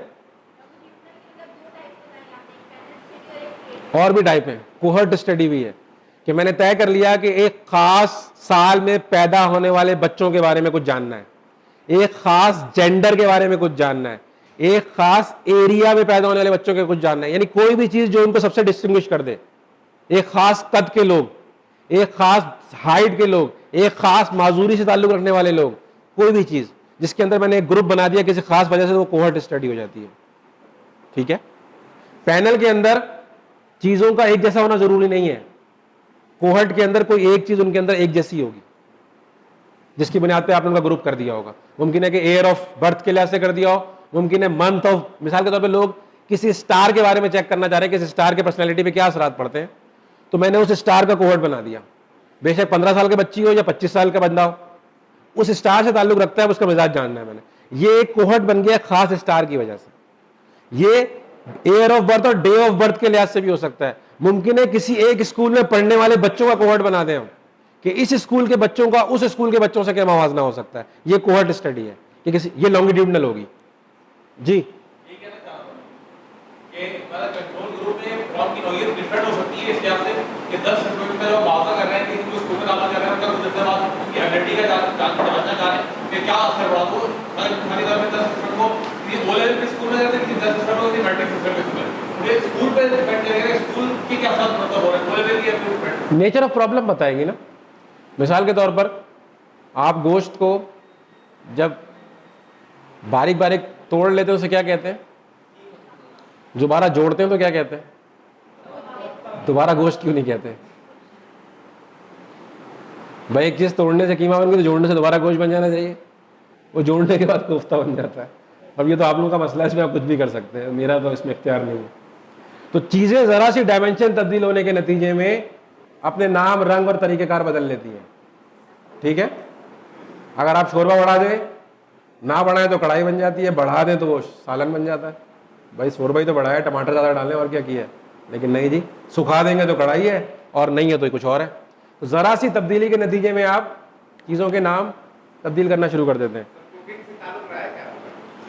मेरी क्लास वाले भी यही कहते हैं, लेकिन नहीं रहा। कुकिंग से समझ आ जाता है लोगों को। कुकिंग में मेरे फायदा ये होता है कि मैं क्रिमिनोलॉजी पढ़ाता हूँ। कुकिंग की मिसाल हर जगह इस्तेमाल हो जाती है। अब मैं यहाँ क्रिमिनोलॉजी की मिसालें दूंगा तो आप लोगों को इररेलेवेंट लगेंगी, बाज़ दफ़ा मैं दे देता हूँ, इसलिए कि लाजमी सी बात है, मेरा एरिया ऑफ स्टडी वही है। लेकिन कुकिंग, कपड़े, खाने, ये सब के सेम होते हैं, तो इसलिए लगता है कि ऐसा ही है। आखिर में कम से कम कुछ नहीं तो बिरयानी बनाना सीख जाएंगे आप लोग। कंपैरेटिव डिजाइन होता है एक्सपेरिमेंटल के अंदर। कंपैरेटिव डिजाइन जी, हाँ, डबल कंट्रोल ग्रुप। अच्छा, मैंने लिखा नहीं है लेकिन मैं बता रहा हूं आपको। डबल कंट्रोल ग्रुप ये होता है कि इफेक्ट होता है जिसे हम कहते हैं हॉथरो इफेक्ट, कि अगर किसी को ये पता चल जाए कि मुझसे कोई पूछने आएगा तो उसके रवैये पर असर पड़ जाता है। मिसाल के तौर पर आपने एक कंट्रोल ग्रुप बनाया, एक एक्सपेरिमेंटल जिस पे आप काम कर रहे हैं एक कंट्रोल ग्रुप है, आपने पहली दफा जाकर डाटा जमा किया, उन्हें पता चल गया कि हमसे कोई डाटा जमा कर रहा है। जिनके ऊपर हमने कोई प्रोग्राम इंटरवीन नहीं किया उन्हें भी पता चल गया कि उनसे कोई डाटा जमा कर रहा है। जब नेक्स्ट टाइम आप जाएंगे तो वो जो हॉथरन इफेक्ट है कि जिसको पता है कि उससे कोई पूछने आ रहा है, उसके मिजाज और जवाब में कुछ फर्क आ जाएगा। इसको जानने के लिए फिर ये करते हैं कि डबल कंट्रोल ग्रुप बनाते हैं, कि एक कंट्रोल ग्रुप को तो सबसे आखिर में चेक करते हैं। यानी मिसाल के तौर पे ये एक्सपेरिमेंटल ग्रुप है, ये कंट्रोल ग्रुप ए है, ये कंट्रोल ग्रुप बी है। जब मैंने प्रोग्राम इंटरवीन नहीं किया तो इन दोनों के बारे में जान लिया, इंटरव्यू कर लिया, इनको पता ही नहीं है। सही है। फिर मैंने प्रोग्राम की इंटरवेंशन की, इन दोनों से सवालात किए। अब इंटरवेंशन के बाद मैंने इनसे भी सवालात कर लिए, क्योंकि इनसे पहले सवाल नहीं हुए थे तो ये बिल्कुल जेन्युइन थे, क्या होने वाला है पता कर लेते हैं कि हॉथरन इफेक्ट कितना आता है। अगर रिस्पोंडेंट को पता हो किसी सवाल के बारे में, उसका जवाब डिफरेंट होता है। तो रिस्पोंडेंट को यह पता था कि मुझसे दोबारा सवाल होगा, या हमारे से पहली दफा सवाल किया था, तो हम ये अंदाजा कर लेते हैं कि हॉथरन इफेक्ट कितना आता है, ये प्रॉब्लम कितना आता है। समझ रहे नहीं समझ रहे? फिर दोबारा सुन ले। हाँ देखें, आपने मिसाल के तौर पर अपनी कोई किताब इंट्रोड्यूस करानी है, कुछ बच्चों में वो किताब इंट्रोड्यूस नहीं कराई और कुछ में इंट्रोड्यूस कराई। मैंने एक ग्रुप बनाया जिसमें किताब इंट्रोड्यूस करा दी। मैंने 10 बच्चे रखे, 10 बच्चे वो रखे जिनसे शुरू में मैंने मालूमात की कि किताब इंट्रोड्यूस से पहले इन दोनों की इल्मी सूरत-ए-हाल क्या थी, इनकी एकेडमिक सूरत-ए-हाल क्या थी। ठीक है, 10 बच्चे और रखे लेकिन इनसे मैंने कुछ भी नहीं पूछा। ये तकरीबन सेम किस्म के बच्चे हैं। इसका आगे एक और तरीका आता है, मैंने प्रोग्राम इंटरवीन किया, सही है, इनसे भी पूछा कि बुक इंट्रोड्यूस होने के बाद आपकी क्या सूरत-ए-हाल थी, वही सवाल दोबारा किए। इनसे क्योंकि मैं पहले सवाल कर चुका था, मैंने प्रोग्राम तो इंट्रोड्यूस नहीं किया लेकिन सवाल इंट्रोड्यूस हो चुके थे। अब इनका रवैया चेंज हो सकता है जवाब देने का, तो मैंने इनके रिस्पॉन्स भी लिख लिए और अब इनसे भी जाके पूछा कि इनकी क्या सूरत-ए-हाल है। तो इन दोनों के दरमियान जो फर्क होगा वो हॉथरन इफेक्ट है, जो रिस्पोंडेंट के अवेयर होने की वजह से आता है। यानी मुझे पता हो कि मुझसे कोई इंटरव्यू करने वाला है, अगर पता चल जाए तो मैं ज्यादा बेहतर तैयारी के साथ इंटरव्यू दे सकता हूं। और एकदम से कोई आगे मुझसे स्पॉन्टेनियस शुरू कर दे तो शायद मैं घबरा जाऊं। और मुझे पता चल जाए, मिसाल के तौर पे आप एक लीडरशिप प्रोग्राम करवा रहे हैं, आपने लीडरशिप प्रोग्राम से कुछ लोगों को गुजारा और कुछ को नहीं गुजारा, आप एतमाद जानना चाह रहे हैं। पहले दिन आपने प्रोग्राम कराने से पहले 2 किस्म के लड़के थे, दोनों से इंटरव्यू किया जाके। आपको घबराहट से अंदाजा हो गया कि किसी बच्चे के अगर लीडरशिप प्रोग्राम इंट्रोड्यूस नहीं हुआ हुआ तो वो किस तरह की फिगर है और किस तरह का बिहेव करता है। आपने उसको लीडरशिप ट्रेनिंग से गुजारा, फिर इंटरव्यू करने पहुंच गया उसके पास, अब उसके अंदर एतमाद नजर आया।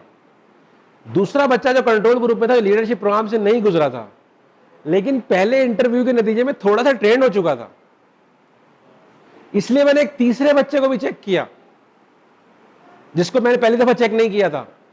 अब मैं ये फर्क बता सकता हूं कि किसी प्रोग्राम को जानने के नतीजे में आदमी के रवैये में क्या फर्क आता है, उससे गुजरने के नहीं। जी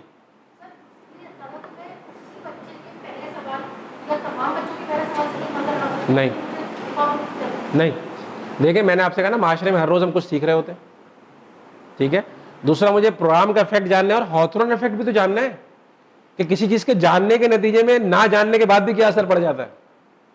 यानी मैं प्रोग्राम से नहीं गुजरा लेकिन सवालात जान चुका हूं कि मुझसे एक दफा हो चुके हैं, इसके नतीजे में मैंने कितना सीख लिया, ये हम दोनों के दरमियान फर्क बताएगा, जो बिल्कुल नया था और जिससे सवाल दूसरी दफा हुआ है।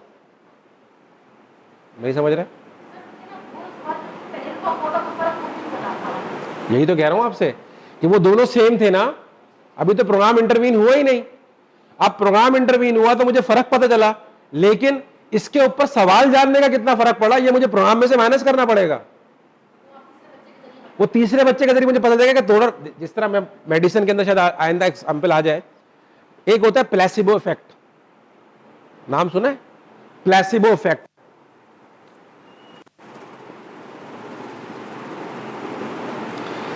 प्लेसिबो इफेक्ट ये कहता है कि किसी भी प्रोग्राम के साइकोलॉजिकल असरात भी होते हैं।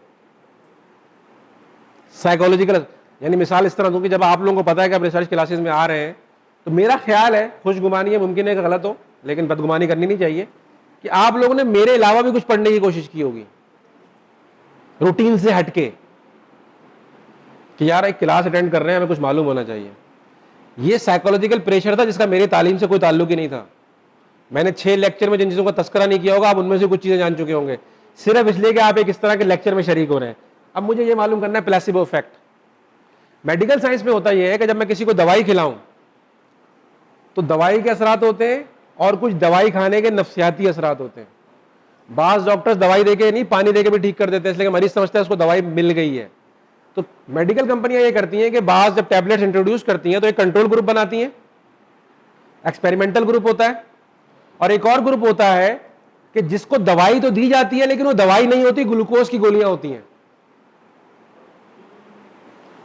जिसने दवाई खाई दवाई समझ के, वो दोनों ग्रुप थे, उनमें से एक को दवाई मिली और एक को दवाई नहीं मिली, लेकिन दोनों ने दवाई समझ के खाई। तीसरे ग्रुप ने दवाई खाई ही नहीं।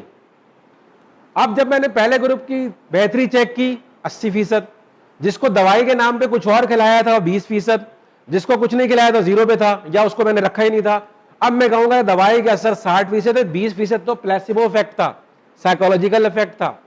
इसी तरह उसमें मैं हॉथरन इफेक्ट मालूम करता हूं कि अवेयरनेस टू द प्रोग्राम खुद आदमी के रवैयों को चेंज कर देती है। इसलिए मैं एक तीसरा डबल कंट्रोल ग्रुप बनाता हूं कि वो अनअवेयर रहे। Is it clear? देखें, ये पूरे कई क्लासों के टॉपिक है, लेकिन आप समझ के अगर खुद पढ़ेंगे तो आपको मजा भी आएगा और समझ भी आना शुरू हो जाएगा।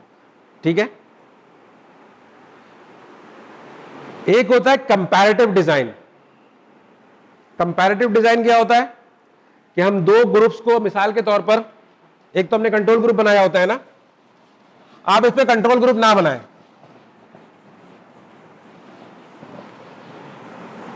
कंपैरेटिव डिजाइन ये है कि मैं ये तय करूं कि स्टूडेंट्स हैं 6ठी क्लास के,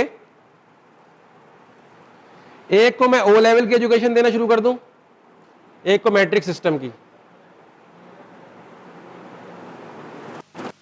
और उसके बाद ये चेक करूं, अच्छा ये लाजमी सी बात है, बिफोर एंड आफ्टर भी हो सकता है, लॉन्गिट्यूडनल भी हो सकता है।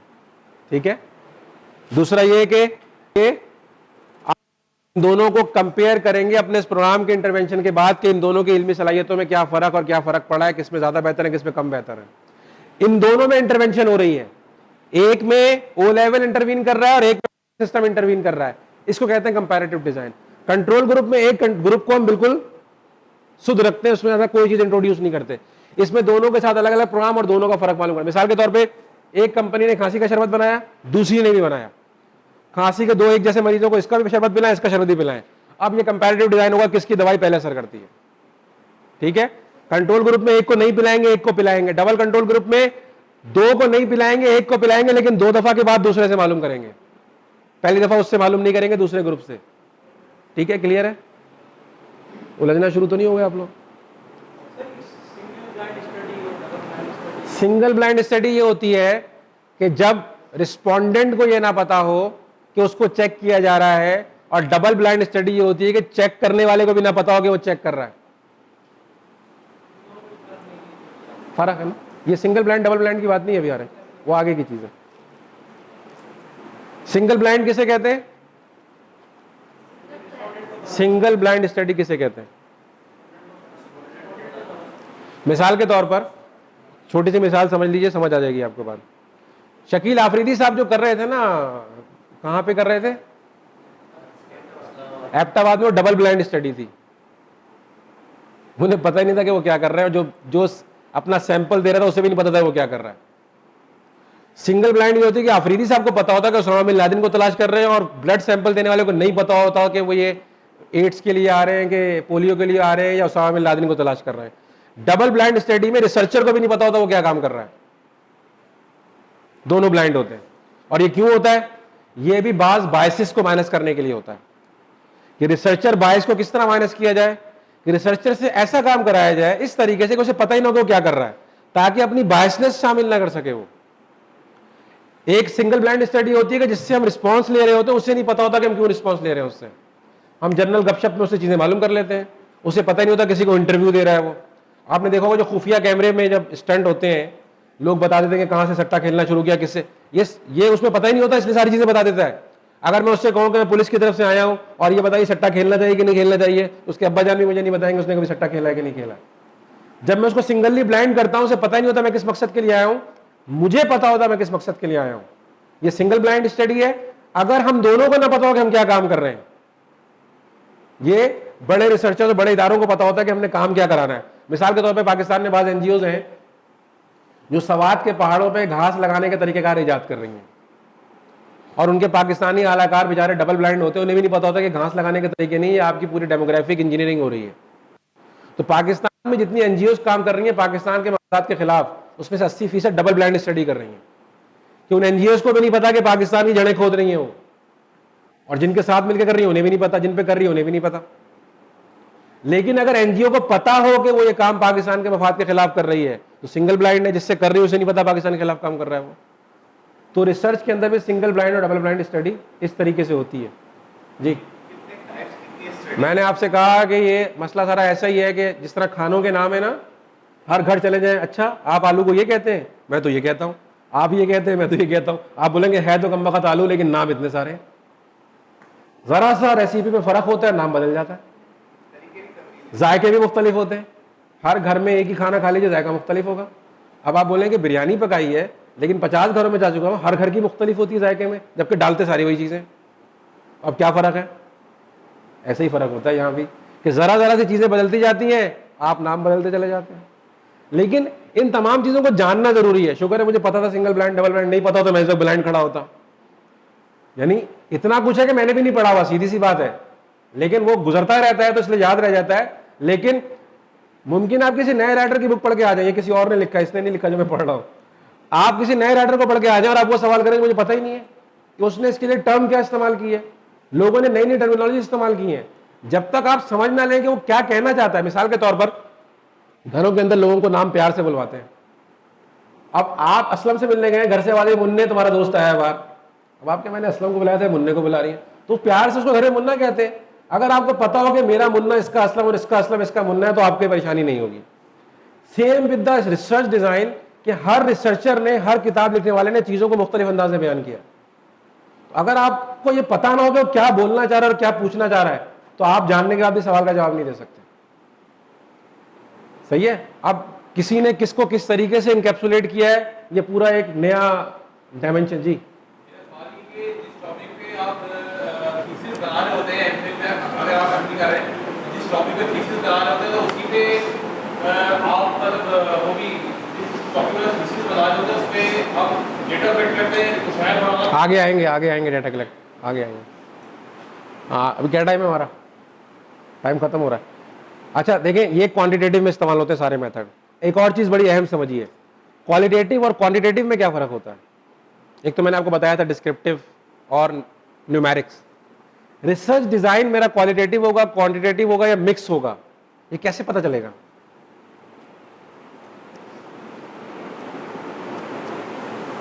मैं बाअदब हूं या बदतमीज हूं? मैं कहूं आप और मैं कहूं तुम, फौरन आपने कहा तो बदतमीज आदमी। लफ्जों के इस्तेमाल से परसेप्शन चेंज हो जाता है। जब मैं अपने डाटा को कलेक्ट करूंगा न्यूमेरिक्स में, बेशक इंटरव्यू के अंदर हो, बेशक केस स्टडी के अंदर हो, अच्छा अभी डाटा कलेक्शन टेक्निक पे मैं नहीं आया हूं, वो डाटा कलेक्शन टेक्निक अलग है, लेकिन मेरी डाटा कलेक्शन टेक्निक क्या है? अगर मेरा रिसर्च क्वेश्चन जो फॉर्मुलेट किया था वो हाइपोथेसिस मैंने बना लिया है, तो लाजमी सी बात है कि अब मैं क्वांटिटेटिव स्टडी करने जा रहा हूं। लेकिन मुमकिन है कि मुझे रिजल्ट को डिस्क्रिप्टिव अंदाज में लिखना हो हाइपोथेसिस के बाद भी, तो ये मिक्स मेथड हो जाएगा। डाटा कलेक्ट किस तरीके, मिसाल के तौर मैंने आपका इंटरव्यू किया, आप कैसे आदमी हैं, आपने कहा बहुत अच्छा आदमी हूं, आप किसे अच्छा समझते हैं, मैं नेक को अच्छा समझता हूं, आप नेक किसे कहते हैं, फला फला फला, मैंने लिखना शुरू कर दिया। अगर मैंने इसको डिस्क्रिप्टिव अंदाज में लिखा, ये क्वालिटेटिव है। इसी की अगर मैंने कोडिंग कर दी कि मैंने कहा अच्छे का मतलब 1, नेक को 2, जो 5 नमाजें पढ़ता है वो कैटेगरी 3, जो 6 पढ़ता है नफिल के साथ वो कैटेगरी 4, अगर मैंने इसी डाटा को कोड करके न्यूमेरिक में तब्दील कर दिया तो ये क्वांटिटेटिव हो गई। नहीं समझ रहे? सिर्फ तरीकेकार तब्दील करने से, मिसाल के तौर पर जब बिरयानी वाले से खाना बनाने जाते हैं आप, तो क्या मैयत की और शादी की बिरयानी अलग जगहों में पकती है? क्या फर्क होता है? जिस घर में जा रही होती है ये फर्क होता है। ये मैयत की देख पड़ी है, शादी की देख पड़ी है, कोई फर्क नहीं है, बावर्ची ने सेम तरीके से पकाया है। मसला है कि किस घर में जा रही है उसका नाम बदल जाता है। ऐसा ही है ना? नहीं, यहां भी ऐसा ही होता है कि आप डाटा किस तरीके से जमा करते हैं वो तरीकाकार बता देता है क्वालिटेटिव है क्वांटिटेटिव है। आप अपने रिसर्च प्रॉब्लम को किस तरीके से लिखते हैं वो बता देते हैं कि ये हाइपोथेसिस है या रिसर्च क्वेश्चन है। अगर आप दोनों को मिला दें तो मिक्स मेथड बन जाता है। सिर्फ न्यूमेरिक्स में रहे तो क्वांटिटेटिव स्टडी बन जाती है। दोनों को मिला दें, क्वालिटेटिव और क्वांटिटेटिव मिला के मिक्स मेथड अप्रोच बन जाती है। सब जायज है। सिर्फ न्यूमेरिक्स में काम करना भी जायज है। बात नेचर ऑफ प्रॉब्लम ऐसी होती है कि न्यूमेरिक्स के अलावा आप बाहर जा नहीं सकते, लेकिन इसके प्लस और माइनस एंड प्रोज और कॉन्स दुनिया भर में बयान होते रहते हैं। कुछ लोग कहते हैं क्वालिटेटिव ज्यादा डिस्क्रिप्टिव होता है, कुछ लोग कहते हैं क्वांटिटेटिव ज्यादा प्रिसाइज होता है, कुछ कहते हैं क्वांटिटेटिव एक्यूरेट होता है, कुछ कहते हैं क्वालिटेटिव तफसील बयान कर देता है। इन दोनों के प्लस माइनस होते हैं। जिस तरह आपके पॉलिटिकल पार्टीज है ना कि जिसने जीए भुट्टो का नारा लगाना है कुछ भी हो जाए उसने वही करना है, जिसने जीए नवाज शरीफ का नारा लगाना है कुछ भी हो जाए उसने वही करना है, मोटरवे बन जाए, टूट जाए, उखड़ जाए, कोई फर्क नहीं पड़ता। दोनों के जो मानने वाले उन पर कोई फर्क नहीं पड़ता, उन सबके पास अपनी दलील है। हाँ, आप में से कोई ऐसा होगा सूबाई असेंबली में एक पार्टी को वोट दे दे और कौमी में दूसरी को, तो मिक्स मेथड अप्रोच इसी को कहते हैं। अगर आप दोनों को किसी ना किसी तरीके से एंटरटेन कर लेते हैं तो ये मिक्स मेथड अप्रोच है। बाकी दोनों के अपने अपने पॉइंट ऑफ व्यू हैं और दोनों के अपने अपने प्रोज एंड कॉन्स हैं, इस पर हम बहस नहीं कर सकते। जो क्वालिटेटिव में इस्तेमाल होते हैं तरीकेकार, एक्सक्लूसिवली तो नहीं हो सकता, इसलिए कि कोई भी तरीका कहीं भी इस्तेमाल हो सकता है, लेकिन नॉर्मली जो इस्तेमाल करते हैं क्या, रिसर्च डिजाइन जो क्वालिटेटिव में बिलमू में इस्तेमाल होते हैं। पहली चीज है केस स्टडी। अच्छा, एक बात और याद रखिएगा कि क्वांटिटेटिव रिसर्च के अंदर फॉर्मूलेज बताते हैं, फॉर्मूला बताता है कि हमारा सैंपल साइज क्या होगा। क्वालिटेटिव में सैचुरेशन बताती है कि हमारा काम मुकम्मल हो गया। सैचुरेशन कैसे? मिसाल के तौर पर मैंने दानिश स्कूलों की बेहतरी पे मुझे रिसर्च करनी थी कि इसके क्या असरात पड़े। मैं जहां जहां दानिश स्कूल खुले मैंने वहां के लोगों से इंटरव्यू लेना शुरू कर दिया। 15 इंटरव्यू के बाद मैंने देखा कोई नई बात तो नहीं आ रही, सारी बातें तो आ चुकी हैं। अब मेरा सैचुरेशन पॉइंट आ गया। अब मैंने तय कर लेना कि मेरे क्वालिटेटिव का टाइम खत्म हो चुका। क्वांटिटेटिव में मैं ऐसा नहीं कर सकता। अगर 1 लाख की आबादी है तो 1000 लोगों तक जाना ही जाना है, सारे एक ही बात क्यों ना कह रहे हो, कम वक्त मुझे इससे कोई फर्क नहीं पड़ता। तो ये एक फर्क है कि क्वालिटेटिव के अंदर सैंपल साइज सैचुरेशन से जुड़ता है कि जहां कोई नहीं, मिसाल सर सैयद अहमद खान की इल्मी खिदमात पे आपने कंटेंट एनालिसिस करना है, ये रेट्रोस्पेक्टिव स्टडी है, आपने 6 किताबें छानी और सर सैयद के बारे में मुख्तलिफ चीजें मिल रही हैं। उसके बाद अब किताब खोलने आपने कई चीजों में लिख चुका हूं, फिर खोला ये चीजें, अब आपने कहा जी तकरीबन तमाम चीजें आ गई हैं, मेरा क्वालिटेटिव सैंपल कंप्लीट हो चुका है, अब मैं मजीद काम नहीं कर सकता इसके ऊपर। तो ये थोड़ा सा तरीका है चीजों को समझने का कि क्वांटिटेटिव के अंदर मैं एक रिटन पैटर्न के लिहाज से डाटा कलेक्ट करूंगा सैंपल के अंदर, क्वालिटेटिव के अंदर मुझे वक्त के लिहाज से पता चलेगा कि मेरा डाटा अब सैचुरेट हो रहा है, कोई नई चीज नहीं आ रही, वो तमाम चीजें पुरानी की पुरानी रिवाइज होने लगी है। जी, केस स्टडी जो है क्या होता है? मिसाल के तौर पे एक तंदूर वाले का बेटा बोर्ड के एग्जाम में टॉप कर लेता है, ये केस स्टडी है। इसलिए कि आपको 4 तंदूर वाले के बेटे नहीं मिलेंगे जिन्होंने टॉप किया, तो आप सबके बारे में जाने के क्यों टॉप कर सकते हैं। आपको एक एक्सक्लूसिवली एक स्पेसिफिक नौयत का केस मिला है जिसका कोई दूसरा उस जैसा नहीं है। अब जब आप इस तरह के केसेस लें कि जो डिप्राइव घरानों के लोग और जिन्होंने कोई मिरेकल किया हो, जिन्होंने कोई कमाल किया हो, तो आप ये जान सकते हैं कि गरीब घरानों के अंदर जिन लोगों ने मेहनत की है उन्होंने किस तरीके से मेहनत की है, किस तरीके से आगे बढ़े, उनको क्या क्या मसाइल दरपेश रहे, उनको क्या क्या चैलेंजेस दरपेश रहे। जब इस तरीके से आपको फाइंडिंग्स लेके आते हैं तो वो केस स्टडी कहलाती है। जी, किसी भी प्रॉब्लम के ऊपर आप कर सकते हैं। मिसाल के तौर पर आप ये कहें कि रहमान डकैत क्यों बना, ये केस स्टडी है। तो मर गया, लेकिन अगर कोई जिंदा आदमी हो, जैसे आप फूलन देवी के बारे में कोई मालूम करना चाहे कि वो डाकू की मलका क्यों बनी थी और उसके बाद उसने क्यों छोड़ दिया, ये केस स्टडी है, इसलिए कि आपको 2 फूलन देवियां नहीं मिलेंगी। बिल गेट्स पे कोई काम करे, केस स्टडी है। जी, नेचर ऑफ इंक्वायरी, रिसर्च है। लेकिन रिसर्च हम करते हैं कोई चीजें एक्सप्लोर करने के लिए, कुछ फाइंड। मैं ये जानना चाहता हूं कि बिल गेट्स कामयाब इंसान कैसे बना।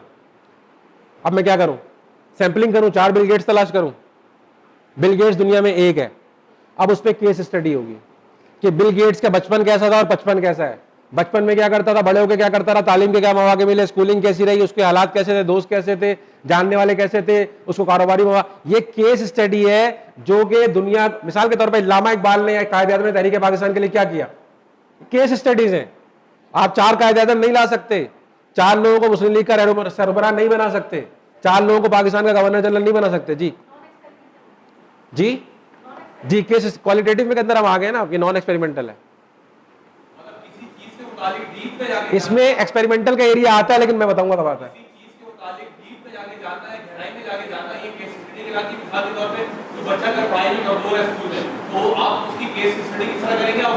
ये क्वालिटेटिव मेथड कहते ही हैं जो डीप डाउन चले जाए, इसीलिए इनको क्वालिटेटिव कहा जाता है। और इनकी खुसूसियत बताई जाती है कि ज्यादा गहराई में ज्यादा ले सकते हैं।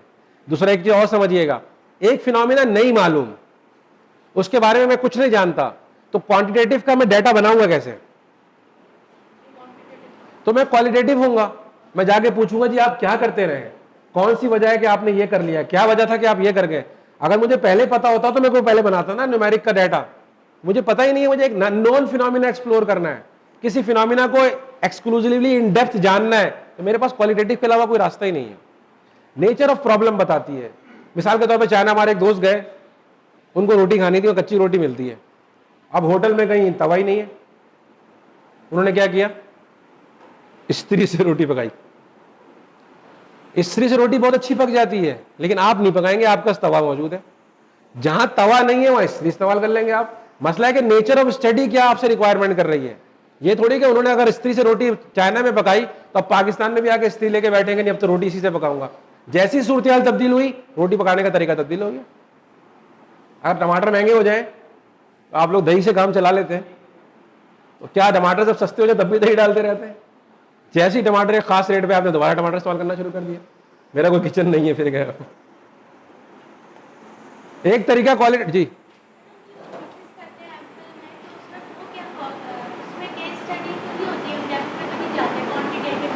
एमफिल में थीसिस करते हैं, क्वांटिटेटिव या क्वालिटेटिव? ड्रग एडिक्शन में आपका प्रॉब्लम क्या है? फीमेल को किस चीज से जोड़ रही है आपका? नहीं पता है हाइपोथेसिस क्या है आपका, या रिसर्च क्वेश्चन क्या है?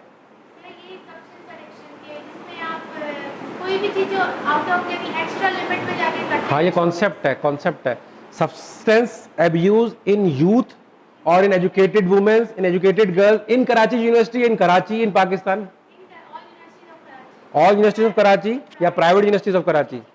प्राइवेट यूनिवर्सिटीज के अंदर कौन सी वाली, जो बिजनेस की हैं या सोशल साइंसेस की हैं या जो इंजीनियरिंग है या जो मेडिकल है, किसकी बात कर रही है? नहीं, प्रिसाइज कर लें टारगेट क्या हिट करना है आपने।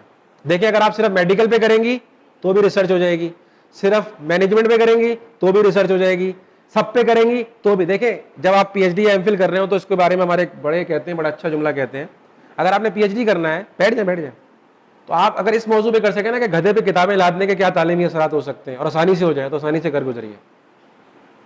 इसलिए कि जब शिकारी शिकार शुरू करता है ना, तो उसको शेर के सामने नहीं ले जाया जाता, आप लोगों की गलती ये होती है कि आप सबसे पहले शेर तलाश करते हैं, हम शिकारी बन गए तो अब शेर ही मारेंगे। भाई जो बटेर मारता है वो भी शिकारी है, जो मुर्गा भी मारता है वो भी शिकारी है, जो हिरन मारता है वो भी शिकारी है। हमारे सारे नए शिकारी शेर से शुरू करना चाहते हैं या हाथी से शुरू करना चाहते हैं, या तो हाथी को चल देता है या शेर चीर फाड़ के रख देता है, वो हो ही नहीं पाती उनकी रिसर्च प्रॉब्लम को इंतहाई। ये जब मैं रिसर्च अगर पढ़ाऊं उस किस तरह लिखना है, तो पहला काम ही मेरा ये होगा कि बताऊं कि आसान तरीन मौजू सेलेक्ट कीजिए। अगर आप ये जानना चाहेंगे गधे पे किताबें लादने के उसके इल्मी क्या फर्क पड़ता है और आसानी से हो जाए, इस पे रिसर्च कर गुजरिए, क्योंकि ये एक पैटर्न अगर आपको आ गया उसके बाद आपको सर्टिफिकेट मिल गया। मिसाल के तौर पर आप गाड़ी सीखते हैं, ड्राइविंग लाइसेंस लेने जाते हैं, तो क्या वो आपसे शारा फैसल या औरंगी टाउन की रोडों पर गाड़ी चलवाते हैं? नहीं। और आप भी वहां टेस्ट देना नहीं चाहेंगे, आप चाहेंगे कि ऐसी क्वाइट रोड पर टेस्ट दें कि जहां ट्रैफिक कम हो। रिसर्च भी ऐसे ही कीजिए कि जहां ट्रैफिक कम हो, जहां मसले कम हो। रिसर्च टॉपिक को बहुत नैरो डाउन कर लीजिए ताकि आपके लिए करना आसान हो जाए, नहीं तो आप फंस जाएंगे उसके अंदर। सोशल साइंस, देखिए मुझे तैरना नहीं आता, मैं 5 फीट पानी में तैरना सीख सकता हूं और 500 फीट पानी में तैरना सीख सकता हूं। 5 फीट में गलती करूंगा तो शायद हल्का सा गोता आ जाए, 500 फीट में गलती करूंगा तो फिर किसी को मिलूंगा भी नहीं। तो गलती वहां करें जहां दोबारा ऊपर खड़े हो जाए, फिर गलती करने के काबिल हो जाए। आप लोग पहले मरहले पे बहुत बड़ा शिकार तलाश करते हैं और वो शिकार आप लोगों को शिकार कर लेता है। बहरहाल ये प्रोफेसर का मसला है, उसमें कुछ नहीं कह सकते। अभी मैं आ रहा हूं, मैंने केस स्टडी डिजाइन बताया, क्वालिटेटिव के अंदर होता है। दूसरा डिजाइन क्वालिटेटिव के अंदर होता है ओरल हिस्ट्री। ओरल हिस्ट्री कैसे? क्या में पाकिस्तान, जब पाकिस्तान बना तो पाकिस्तान बनते हुए जिन लोगों ने हिजरत की, उसमें किसी ने अगर हिजरत की, मैं उससे पूछूं कि आपके क्या तासुरात हैं, क्या रवैया था, हुकूमती एहलकारों का क्या रवैया था, रास्ते में लोगों का क्या रवैया था, क्या क्या मुश्किलात पेश आई। एक आदमी अपनी माजी की यादाश्तों से आपको कुछ लेके दे रहा है, that is the part of oral history. ये क्वालिटेटिव स्ट्रेटेजी है। लेकिन अगर इसी डाटा को आप क्वांटिटेटिवली टेबुलेट करना शुरू कर दें,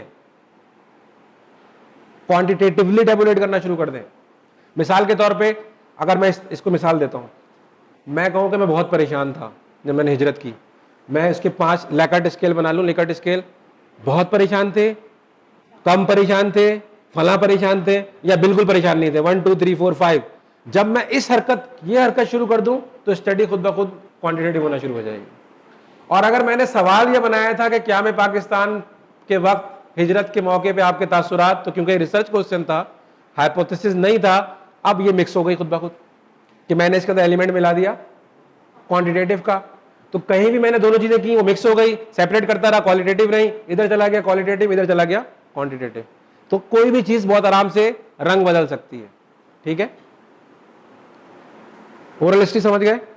इसके बाद एक और तरीका जिसे हम कहते हैं फोकस ग्रुप। टाइम हो गया। फोकस ग्रुप किस तरह? फोकस ग्रुप किस तरह?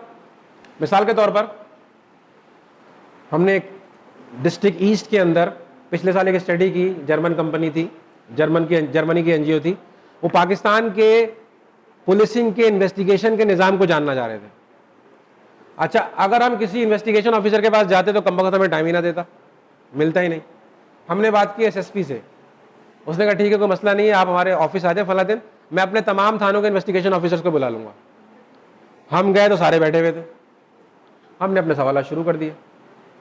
अब ये जब मैंने डिस्कशन शुरू किया, मेरा फोकस क्या था? इन्वेस्टिगेशन ऑफिसर जो पुलिस से ताल्लुक रखते हैं, ये किसी भी फील्ड के कॉम्पिटेंट हो सकते हैं। मिसाल के तौर पे मैं सोशल रिसर्चर्स के तासुरात, यूनिवर्सिटी प्रोफेसर क्या असर करते हैं उनका, तो मैं ऐसे 10 लोग जिनका पीएचडी नाकाम हो गया या हो गया, उनको बुला के पूछ के बताइए होता क्या है। ये फोकस ग्रुप है। इसके अंदर मैं कौन सा तरीका इख्तियार करता हूं, क्या कहते हैं, सैंपलिंग का, सिलेक्टिव, पर्पसिव। मैं अपनी मर्जी से बुला रहा हूं जी, मैंने शहर के सारे इन्वेस्टिगेशन ऑफिसर सेलेक्ट नहीं किए, मैंने कहा यार इस ईस्ट के भेज दो, इन्हीं से मिलना आसान है, इसलिए कि एसएसपी से ताल्लुकात अच्छे हैं। उसने अपने 15 थानों के 15 इन्वेस्टिगेशन ऑफिसर भेज दिए, मैंने अपने जो काम करना था मैंने उससे सवाल पूछना शुरू कर दिए। अगर इन्हीं का जवाब मैं डिस्क्रिप्टिव लूंगा तो क्वालिटेटिव डाटा कलेक्शन कर रहा हूं, और अगर मैं न्यूमेरिक में ले लूंगा तो क्वांटिटेटिव हो जाएगा। ये है फोकस ग्रुप डिस्कशन। एक और सुन लीजिए, क्वालिटेटिव के अंदर होता है पार्टिसिपेंट ऑब्जर्वेशन। पार्टिसिपेंट ऑब्जर्वेशन, हाँ, ऑब्जर्वेशन पार्टिसिपेशन के साथ भी होती है, नॉन पार्टिसिपेंट भी होती है। मिसाल के तौर पे कोई आदमी बैठे यहाँ पर और वॉच करे कि लोग किस तरीके से तालीम हासिल कर रहे हैं, किस तरीके से क्लास अटेंड कर रहे हैं, that is observation but it's non participant.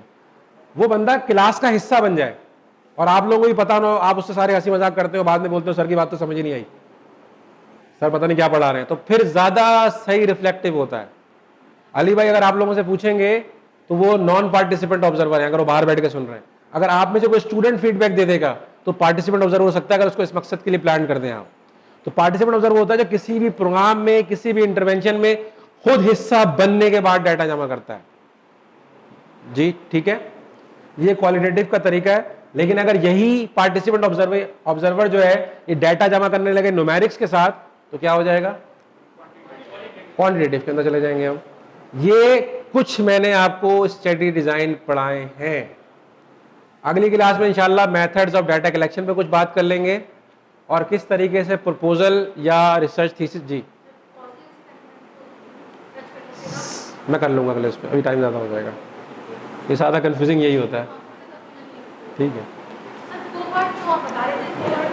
हाँ जी, नहीं लॉन्गिट्यूडनल स्टडी के अंदर आ सकता है, नॉन एक्सपेरिमेंटल भी हो सकता है। ये तो कॉजी तो सेमी एक्सपेरिमेंटल है ना, कोहॉर्ट पे तो नॉन एक्सपेरिमेंटल भी हो सकता है। मिसाल के तौर पर मैं तय करूं कि फलां दरगाह पे जो लोग शहीद हुए थे उनके घर वालों की क्या सूरत हाल है, अब वो एक वाकये में मरने वाले लोगों के घरों पे क्या असर पड़ा, ये कोहॉर्ट स्टडी है, खास कोहॉर्ट बना लिया, एक खास धमाके में मरने वाले। मैंने कहा ड्रोन हमले में मरने वालों के तासुरात, एक कोहॉर्ट हो गया ड्रोन हमले में मरने वाले। मुमकिन है मैं उसमें 18 साल के बच्चे या किस खास साल में पैदा हुए थे, नौजवानी के अंदर, या कोई खास चीज तलाश कर लूँ, जिस बुनियाद पर मैं सेग्रीगेट कर दूं वो कोहॉर्ट स्टडी। मिसाल के तौर पर मैं आपसे कहूं कि आप में से आर्ट्स में बीए करने वाले अलग हो जाएं, साइंस में बीए करने वाले अलग हो जाएं, आप में से एमए करने वाले अलग हो जाएं। अब मैं एमए वालों की सूरत हाल जानना चाह रहा हूं, बीए वालों की जानना चाह रहा हूं और आर्ट्स वालों की जानना चाह रहा हूं, अलग अलग, ये कोहॉर्ट स्टडी हो जाएगी। किसी बुनियाद पर मैंने ग्रुपिंग कर दी, कोहॉर्ट बना दिया। जी यहां तक कोई सवाल कर रहा हूं? इंशाल्लाह अगली क्लास में हमारी कोशिश होगी खालिद अमीन भाई जिन्होंने पीएचडी किया उर्दू के अंदर, उनसे मैं, क्योंकि देखें क्या है ना, तू अभी रह गए, क्या शेर है, तू अभी रह गुजर में है, कह दे मकान से गुजर। मैं अभी रह गुजर में, मैंने पीएचडी नहीं किया है, तो मेरी भी लिमिटेशंस होंगी। मैं कोशिश करूंगा जिन्होंने कर लिया है वो ज़्यादा प्रैक्टिकल एक्सपीरियंस बता देंगे। मैं सिर्फ तैराकी आपको पानी से बाहर सिखा सकता हूँ, पानी में घुस के क्या करते हैं तो आप भुगतेंगे, लेकिन बहरहाल टेक्निक यही होगी, अगर सही तरीके से इस्तेमाल कर ले तो तैरना सीख जाएंगे इंशाल्लाह। जी